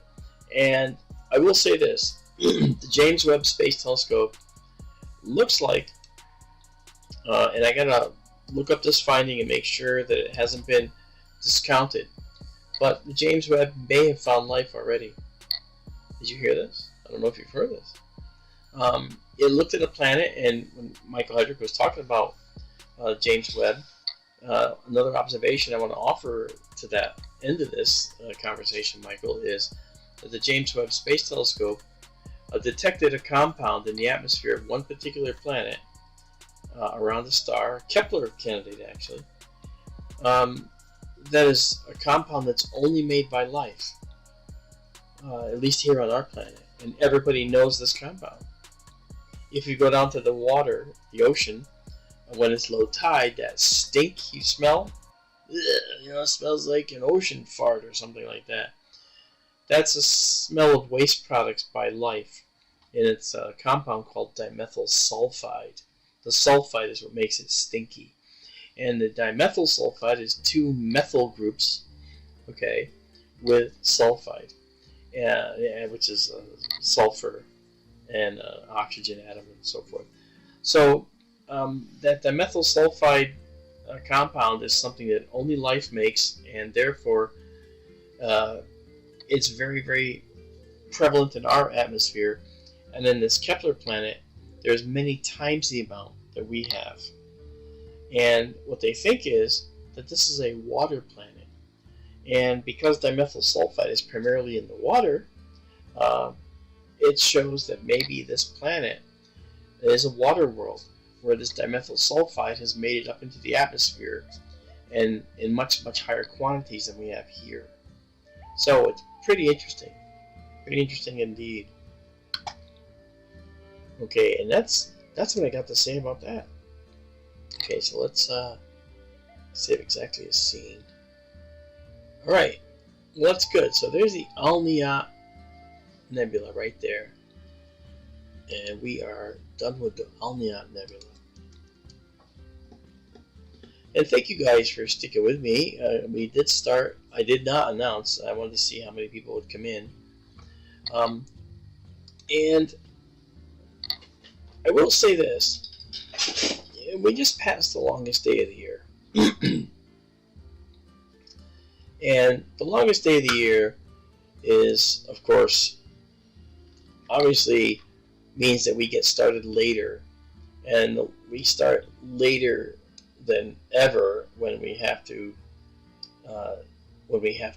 start where the night sky isn't as dark as it could be. So unfortunately, that happens. I'm going to go here and see if we can see this. We're going to see. We may not see it yet, but we might. Yeah, okay, it's above the horizon. That's good. This is another nebula, and this is called the Dark Horse. And I want to see exactly where this is. I want to make sure that I can find out here. Bring this into view. Okay, the Dark Horse is a very interesting location, but I think this is what I want to see actually. So I'm going to move there.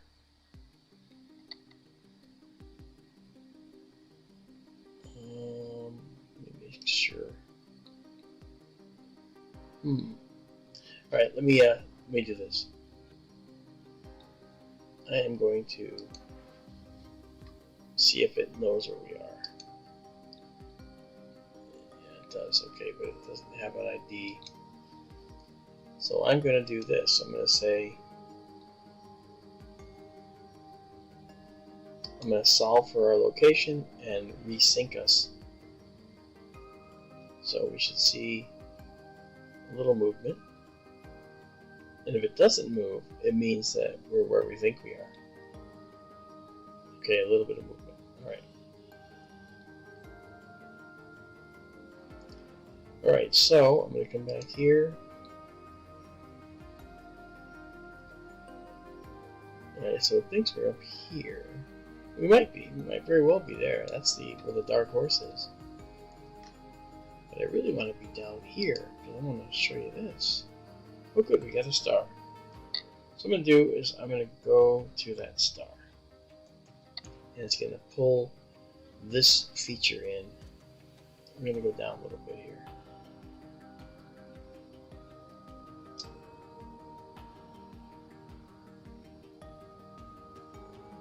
There we go. Alright. Alright, so we've got that star there. That's good. Oh, I can even see it. You can even see this here. Look at that. You can clearly see that.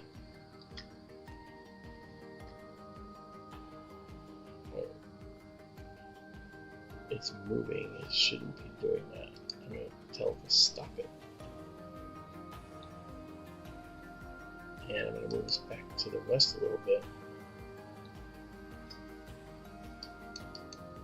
Here we go. Okay, keep going. We're going to see a lot of stars in this image. And I'm going to just drop us a little bit south here, because what we want to see is right here, I believe. Okay. So at this point, we're going to wait for our guider, and it's searching, and it'll find one right away, I'm sure. It takes about 11 to 12 seconds. We're going to do a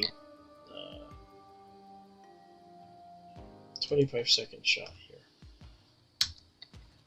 Alright, and I think we're going to see the details right in here, along with an unbelievable amount of stars. It might even look like a wet driveway when we get done with it. So let's go into our deep sky mode and see what we get. That's Alnia, and we don't want that anymore. We've already looked at it. And here comes our first image. Oh, perfect. Look at that. Look at that sinuous dark nebula. I've never photographed this with this camera. So first things first, we're going to color correct. And you'll see the colors change. There we go. And we're going to pull this back just a tad, not much. Move this down a little bit more. Okay, look at this beautiful dark nebula. Okay, this is this nebula. Okay, right here. Okay, is actually an interesting object, but I have to actually bring up the. Sorry, not that. I have to bring up this guy right here. No, I don't. Still not got the right stuff. This is the right stuff, sorry. And go to DSO, MSA Sharpless 2, and Barnard Objects. And Lens Dark Nebula, and Lens Bright Nebulae. And then come out of this. Okay, and this is called the Snake Nebula right here. Okay? That's what we're looking at right there. Okay. So this is the Snake Nebula right here. Look at that beautiful thing. And look at this beautiful object here. You know what that is? That's not a hole through space. That's actually a dark nebula up here. And that nebula is back when the stars are way back here. And it's obscuring the stars behind it. What a phenomenal image this is.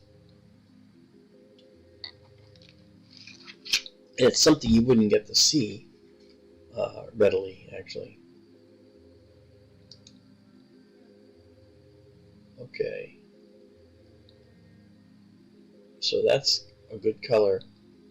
We're looking at the area of the Milky Way where the stars are older and a little more yellow.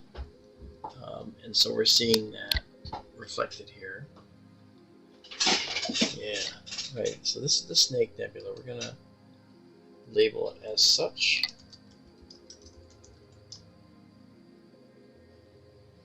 Okay. And let's go back into our planetarium view just for a moment, because I want to come here. That's LDN. That's Barnard 72. Barnard 72, E.E. Barnard was a guy who actually mapped out these beautiful dark nebulae in the sky. And LDN, Linz, with another guy, Linz Dark Nebula 66. There were multiple people doing this. And I'm going to call this, up here, I'm going to call it B72. For Barnard 72. It's also known as the S Nebula for obvious reasons. S. You know. Look at that. That's something. Now, let's actually pull this in and see how much more detail we can get. Oh, look at that. You can see fainter stuff out here. Really beautiful. And this one here actually has a fringe that's lighter. See that? That lighter fringe is interesting because it shows us that there's light bleeding around it from distant objects. Incredible, man, that's great. Pull this up just a little more, darken it. Look at that. Did you even know that this stuff was in the Milky Way? Isn't this crazy? Hey Toner, what's up? Oh, well, Toner Low, I think the views have been great tonight. Where I am in Connecticut, it's 1:44 a.m. and out in the building, it's 10:44 p.m. We're using the Wide Field Telescope today. We're not using the Benson scope, which is here. If we look at the Benson view, it was supposed to be clear later in the evening, but as you can see, this is the latest view as of just now. Okay, see, it's 10:44 p.m. out there, and here's the latest view. We're still getting some high clouds. So the telescope is stowed for the evening. We're not going to be using that. Okay, but we do have the beautiful wide field views that we've missed for so long, and which are actually beautiful.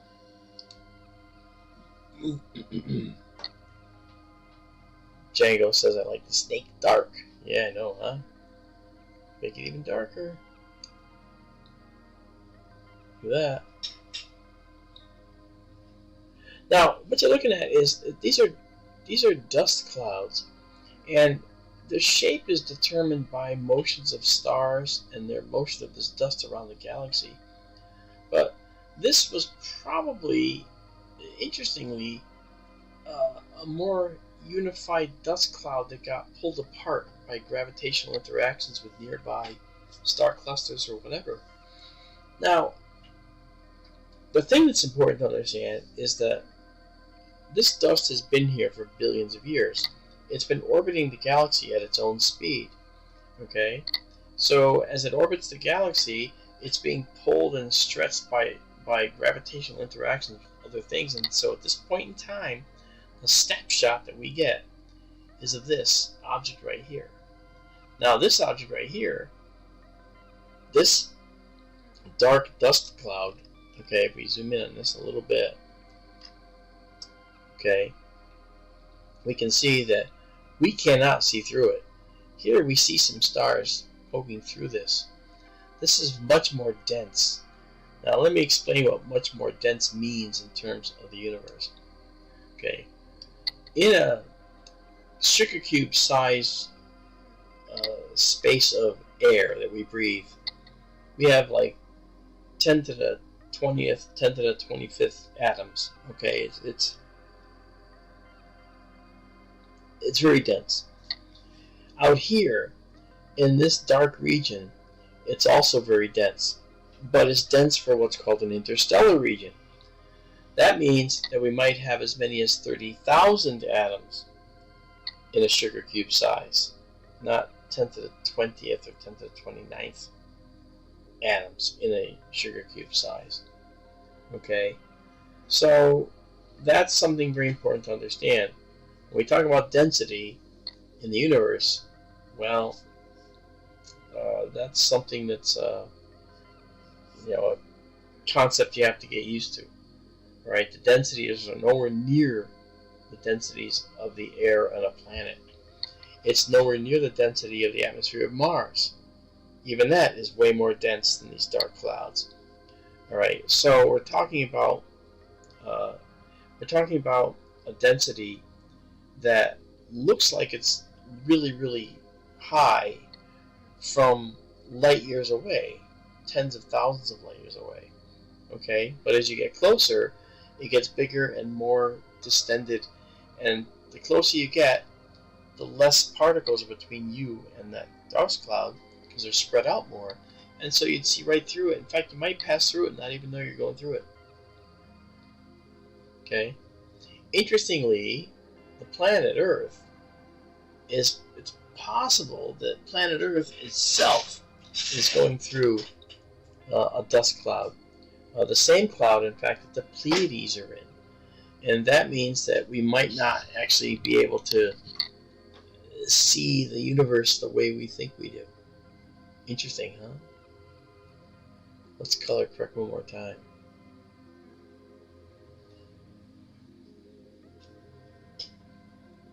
This is cool. Otto says a small one looks like a stingray. You don't want this one, Otto?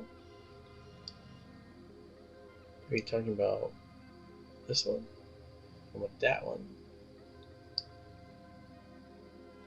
Let's actually zoom out a little bit to capture the whole glory of this object. Look at this. Now, here's something interesting. When you look at this image, it's a little bit hard to believe, but everything in here you're seeing are other stars, other suns, basically. And there's a huge percentage of those that are going to have planets around them. And there's a huge percentage of those that will also have potential life. Maybe even life as we don't know it, or life as we do know it. Because as I mentioned earlier, the universe provides templates for DNA and for life that's carbon-based. So I think it's kind of important to understand how the universe operates. And so, in my view, I think that life is rather common in the universe. Now, intelligent life, well, not as much so, because intelligent life is a potential outcome, but not a guaranteed destination. Okay. Now, also keep in mind that other life forms, okay, in the universe may have evolved before us. Also understand too that many other life forms in the universe may have evolved on a planet that didn't have as many extinction level events as we have. Do you know we've had 5 major extinction events on this planet? Okay. There were 3 that were biodiversity failures caused by volcanic eruptions, which slowed down diversity and radiative adaptation of life forms from a common ancestor. And then there were 2 major extinction events by a large-scale volcanic eruption that increased the temperature on the planet by 21 degrees in a very short amount of time. That made it difficult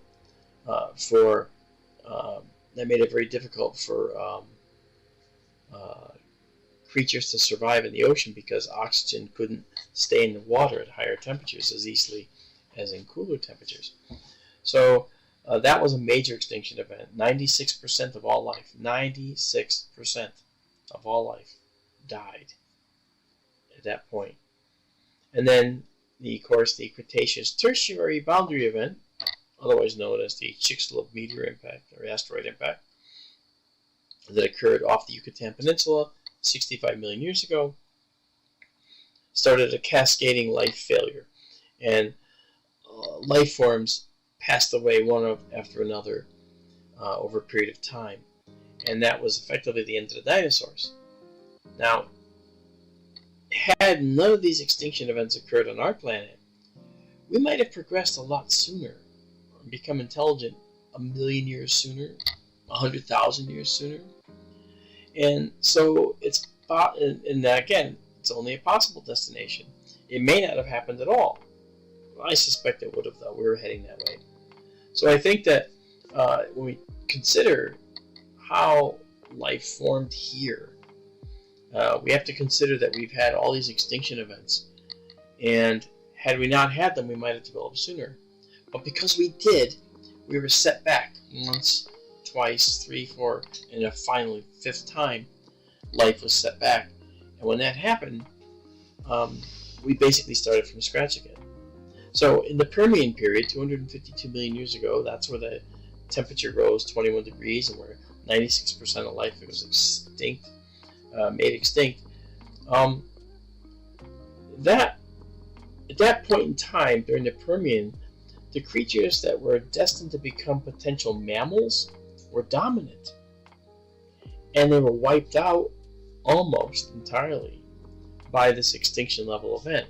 Some managed to cling to life, and those are the ones that would eventually resurface. But that extinction event allowed or selected, naturally selected, for continuance life forms that would become the dinosaurs. And thus the age of the reptiles began at that point. And they lasted all the way till 65 million years ago. So they were a very, very successful species on this planet. Okay? And when they died off 65 million years ago, well, guess what? Hiding in the shadows, ready to fill those now empty niches, were the things that have become us, the mammals that were hiding, the pre-mammals. And so those mammals rose to fill those pre-mammals rose to fill those niches, and eventually made Lucy 4.2 million years ago, and then Homo habilis, Homo erectus, Homo sapiens sapiens, which is what we are now. Okay? Yes, Cro-Magnon and Neanderthal were there as well. So the bottom line is that the life forms have followed a circuitous path to get here. But once we got here, we've carved out a niche, haven't we? James Dugan is here from Australia. Hello there, James. Nice to see you. Totalo says sharks have been playing the long game. Yeah, you know what else is playing the long game? The octopus. Oh, the octopus. I'm going to save this, by the way, at 35. Yes, octopus has been, octopi have been playing the long game as well. They are among the most intelligent creatures in the water. Oh, Curtis, you had my volume muted? I'm offended. No, I'm kidding, of course. That's okay. Yeah, at some point, Curtis, if you want to join us, Curtis Horn is a very prolific science guy. If you don't know him, there he is. He's famous. Curtis, if you want to join us on one of our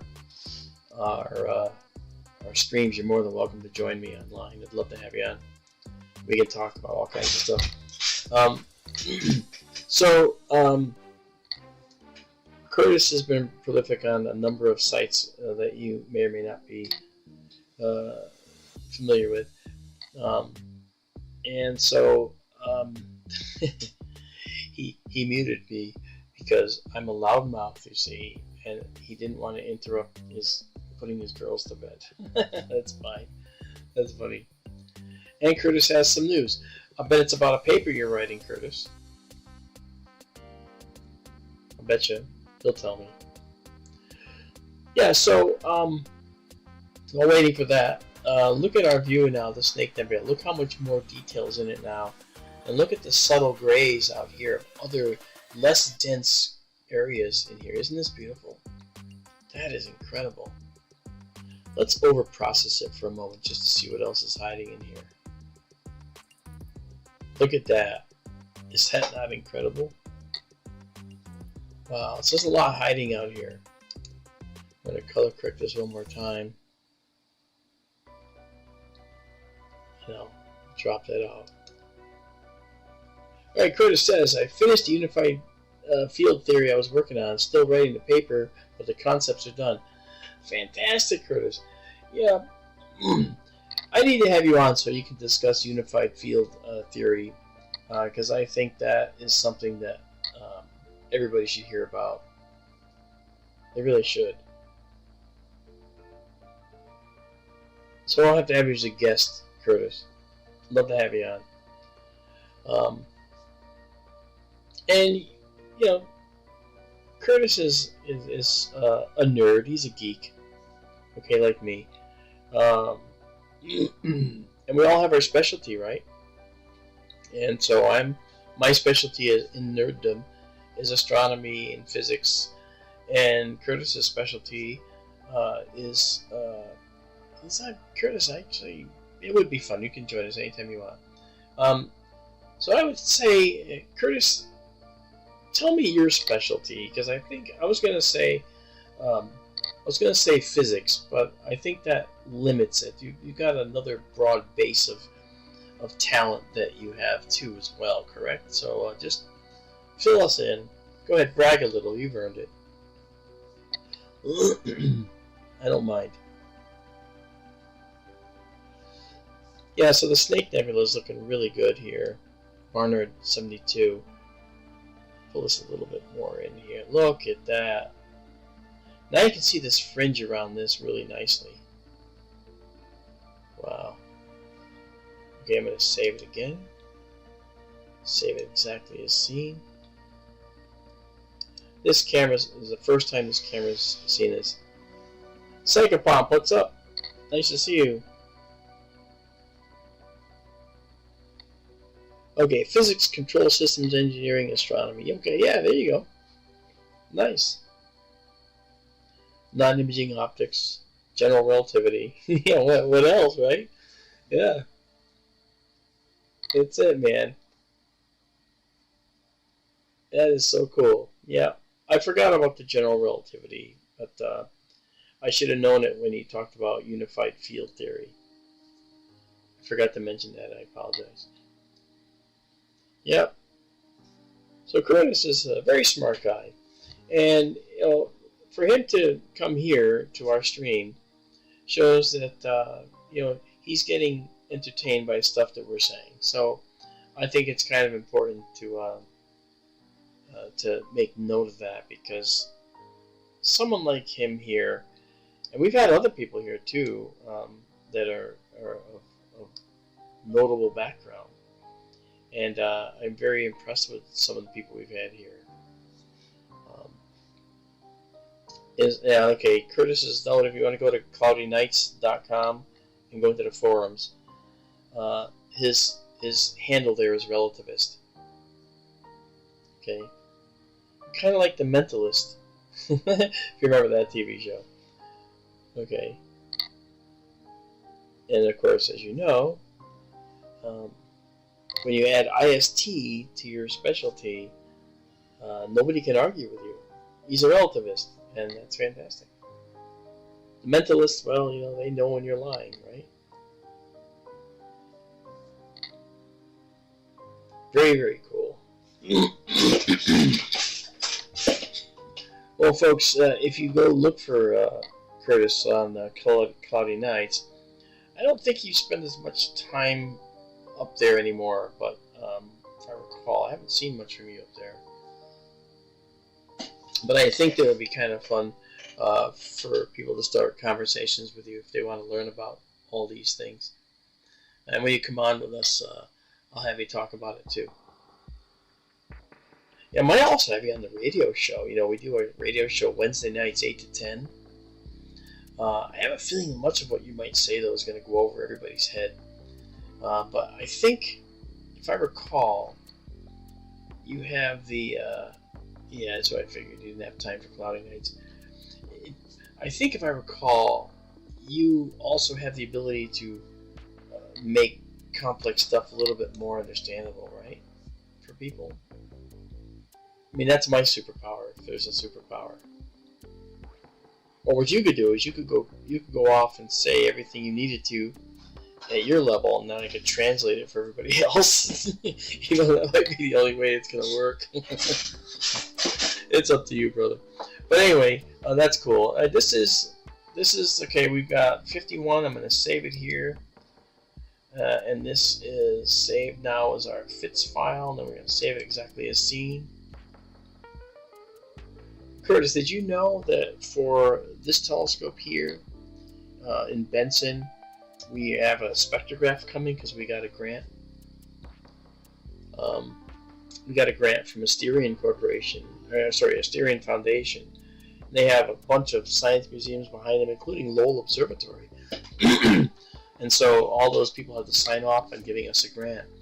And they granted us the money so we can buy a spectrograph for our system out in Benson. So I'm going to put a second telescope maybe on that particular telescope and include a nice spectrograph on it so we can actually look at the compositions of all the things we look at and see what they're actually made of. You know, I'm thinking that's going to be really cool. Yeah, this photo came out really nice. You can see how the Snake Nebula kind of trails off and then expands into this wider object over here. And this dark area just isn't giving up anything, is it? That's really something. Alright. Okay, 54, we're going to save it at this. And I'm going to save exactly as seen. Okay, it's 2 o'clock in the morning here. And we're going to come out of this and we're going to do this. I gotta do one more. I can't just end now. I can't. Alright, so let's bring up our planetarium thing. And, okay, we're going to go from the Snake Nebula, since our Milky Way is pretty high now. I'm going to do it. I haven't done this yet. I'm going to do the Trifid Nebula. This is a gorgeous nebula. We'll do the Lagoon another night with the Chinese Dragon. But I gotta do the Trifid Nebula. You'll see it show up here. It's really bright. There it is. Now the Trifid Nebula has this beautiful 3 lobes here. And then we have this blue nebula. But the blue nebula actually surrounds the whole thing. And I'm hoping we can see this. Yeah, Curtis says, really looking forward to the Vera Rubin images. I heard they will be open to everyone in the U.S. I actually applied for the job as the outreach astronomer for Vera Rubin, but they wanted somebody different, and that's okay. But I thought that was pretty cool that they were considering me. Okay, so now what we're going to do is we're going to let this show up. Let our guide star happen here. Let our guide star get caught. It's 4 p.m. where James Dugan is out in Australia. I'm looking forward to going to Australia at some point. I have a number of people that want me to do talks there. So maybe I'll set up a speaking tour with them. I'm not sure. I'd really like to. Alright, so we got a 25-second exposure underway. So we're going to come out of this and go into our deep sky mode. And we'll see our last stacked object. Here, the S Nebula. Alright, and we'll clear that. It's up on our skytourlive.org. It's on our server already. And now, let's check out this one. I think I'm going to be excited. Oh, I'm excited. Oh yes. Look at that. I'm going to color correct first of all. And then do this. This is going to spread things out a little bit. Softens it. But look at the blue. See that blue? That's true. That's actually true reflection nebula that we call reflection nebula. This is actually more realistically called a scattering nebula, because the blue light from the stars in here, probably this star, the blue light from this star right here is probably that light, is hitting the dark dust that's all throughout this whole region. And this dust is a certain size, and that size in the micron range, okay, that size is such that the particles can absorb and re-emit the blue light in all directions.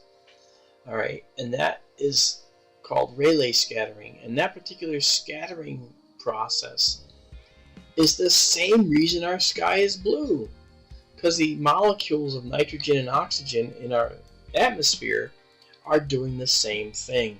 They're scattering the blue light coming from the sun. And so everywhere we look in our sky, it's blue. Okay?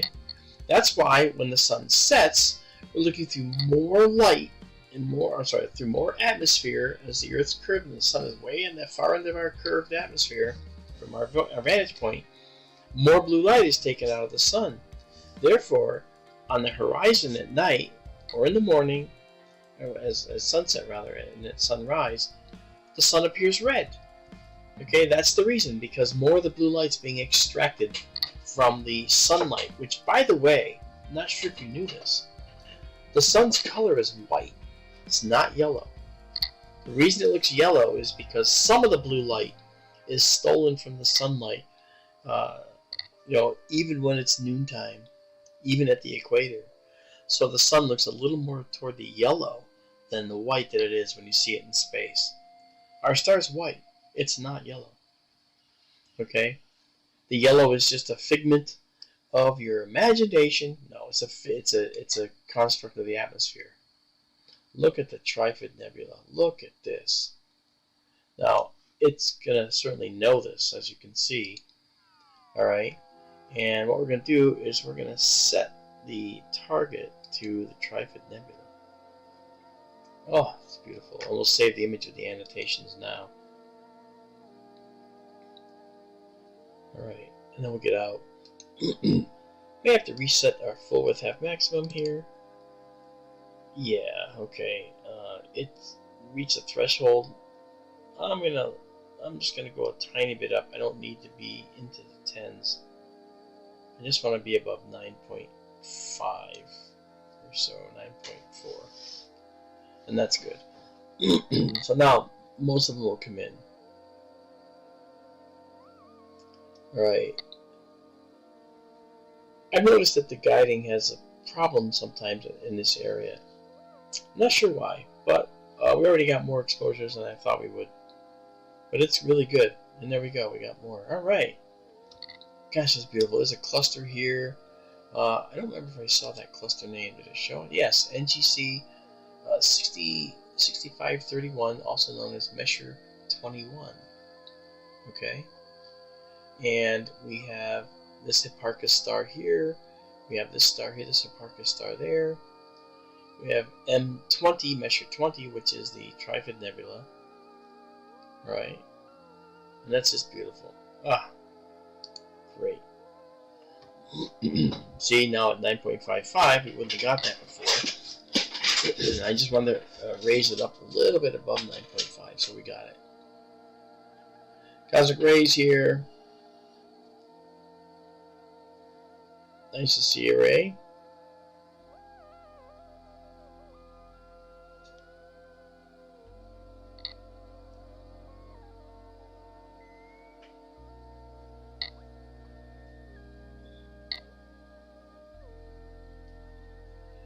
Maybe it's brain fog because it's after 2 a.m., but what's NSN? Ray? Like, Holy cow, this is really something. That's beautiful. We can zoom in a little bit now. This nebula is gorgeous. Let's actually add some enhancement because we haven't. Watch this. Okay, look at how much clearer these dark lanes are now in here. Look at that.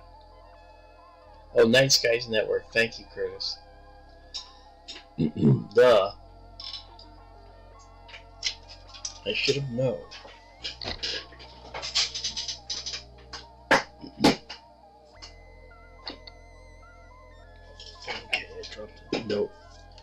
I have a meeting tomorrow morning. I'm going to have to wrap this up, I think, because I have a meeting tomorrow morning at 11:30 with Las Cumbres Observatories. Because we have time on one of their telescopes for exoplanet research. And I want to talk to them about what we're going to do.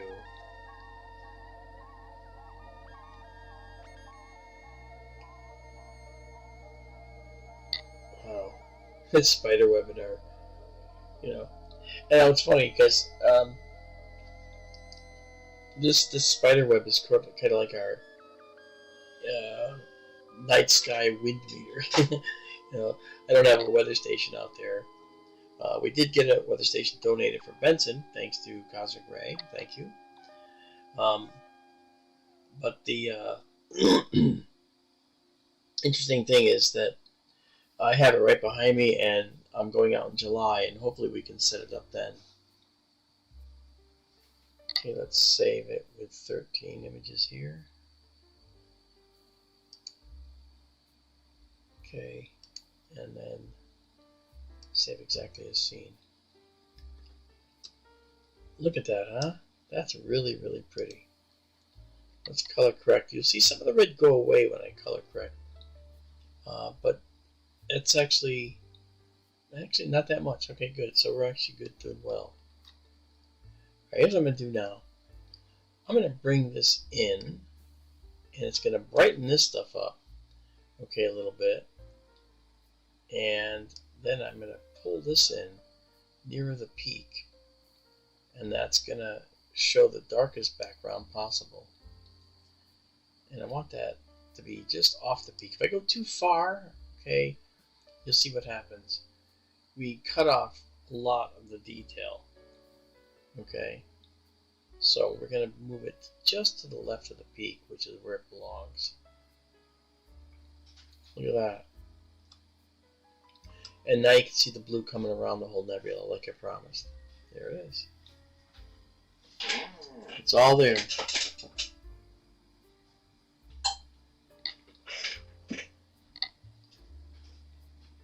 So it's right there around the nebula, like right as I said, so that's all surrounded here. Nice.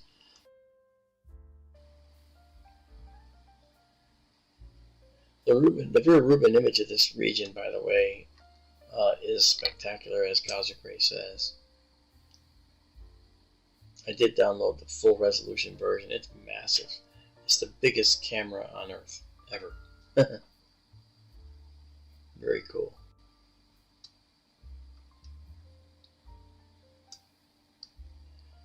I think we do pretty good.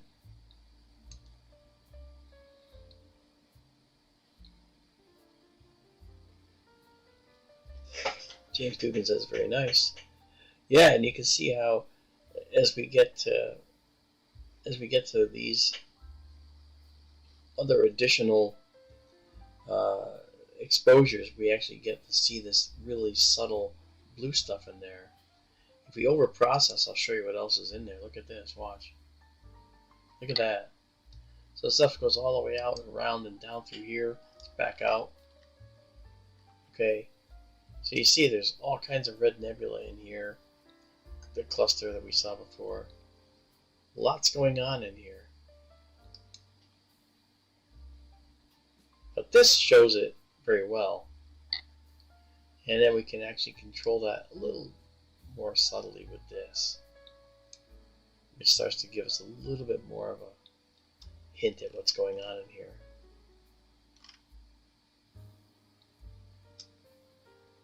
Look at that. Wow, look at the detail in here. Look at that. All this dark nebula in here. That's really phenomenal stuff. Wow. Okay, this will be the last exposure. We've only had a few failures, so we've actually done quite well with this. And there we go. That figures. Yeah, I opened my mouth, and of course, that last exposure was a failure. That's okay. We'll get one in a moment. We might be getting some wind out there. You can see the spider web moving just a little bit. Neat stuff. Okay, now we'll see. Oh, you just making me wait that last little second, huh? I'm at 9.65, and that was 9.83. Hehehe. Okay. Okay, so July 24th through the 31st, I'll be in Phoenix. I will be at this observatory. I'll be at the Benson Observatory, and I'm speaking in Phoenix at the Phoenix MUFON. There we go.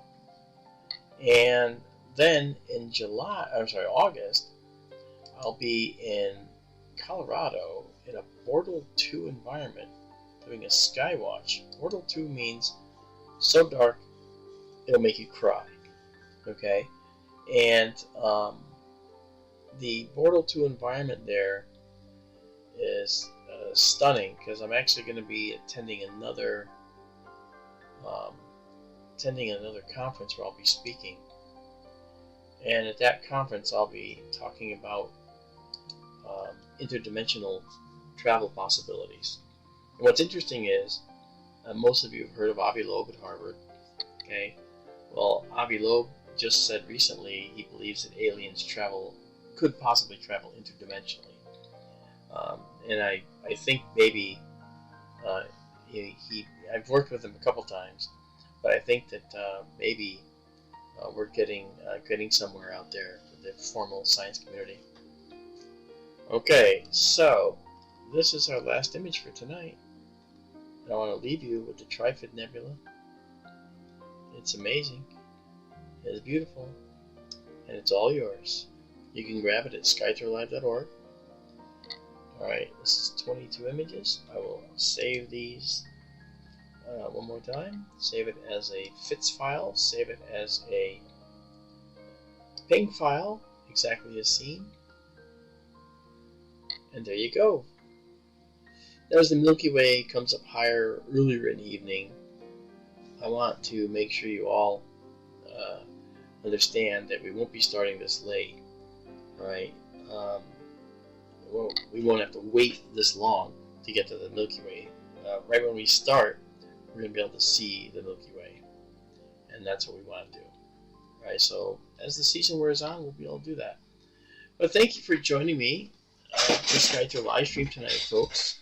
Again, check out skytourlive.org. Check out our Patreon up here. Feel free to join. Any contribution is welcome. You can make a one-time donation at skytourlive.org if you want to support us. I take no money for any of this. I look only forward to being able to add equipment to help bring more interesting information and data to you all out there. So I want to thank you guys for coming out here, and this is something that we do quite a lot, obviously. So right now in Benson, I couldn't bring up the Benson telescope because we have clouds in the sky out there. I'll refresh our all sky that we are connected to, but it's not our all sky. So it's only a partially clear sky out there, and there's rain just to the east of it, and I don't want to take that risk.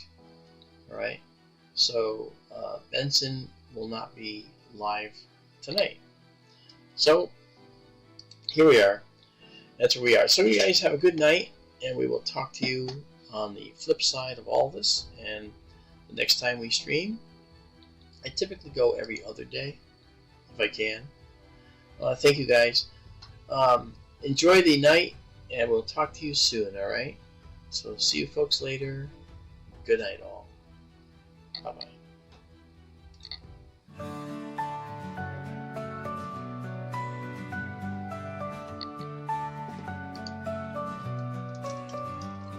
Stars so bright in the sky, on Arizona nights they fly. Nebulae in colors rare, galaxies beyond compare. Sky tour in the night so clear, brings the universe near. Real-time wonders to see, streaming live for you and me. Lift your eyes to the skies, universe in all its light. Sky tours bringing the views. Every night feels brand new. In the dark, the night unfolds, stories of the cosmos told. Through the lens, a distant dream, living real like a gleam. Far away, up so high, across the stars beyond the skull. Through the lens, a distant dream, living real like a gleam. Lift your eye up so high, across the stars beyond the sky.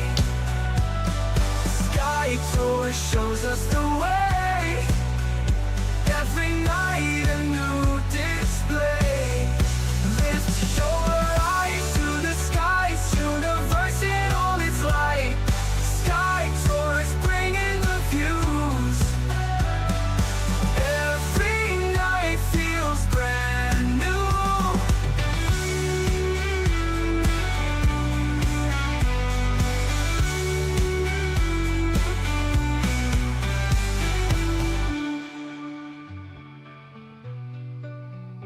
Lift your eyes to the skies, universe in all its light. Sky tours bringing the view.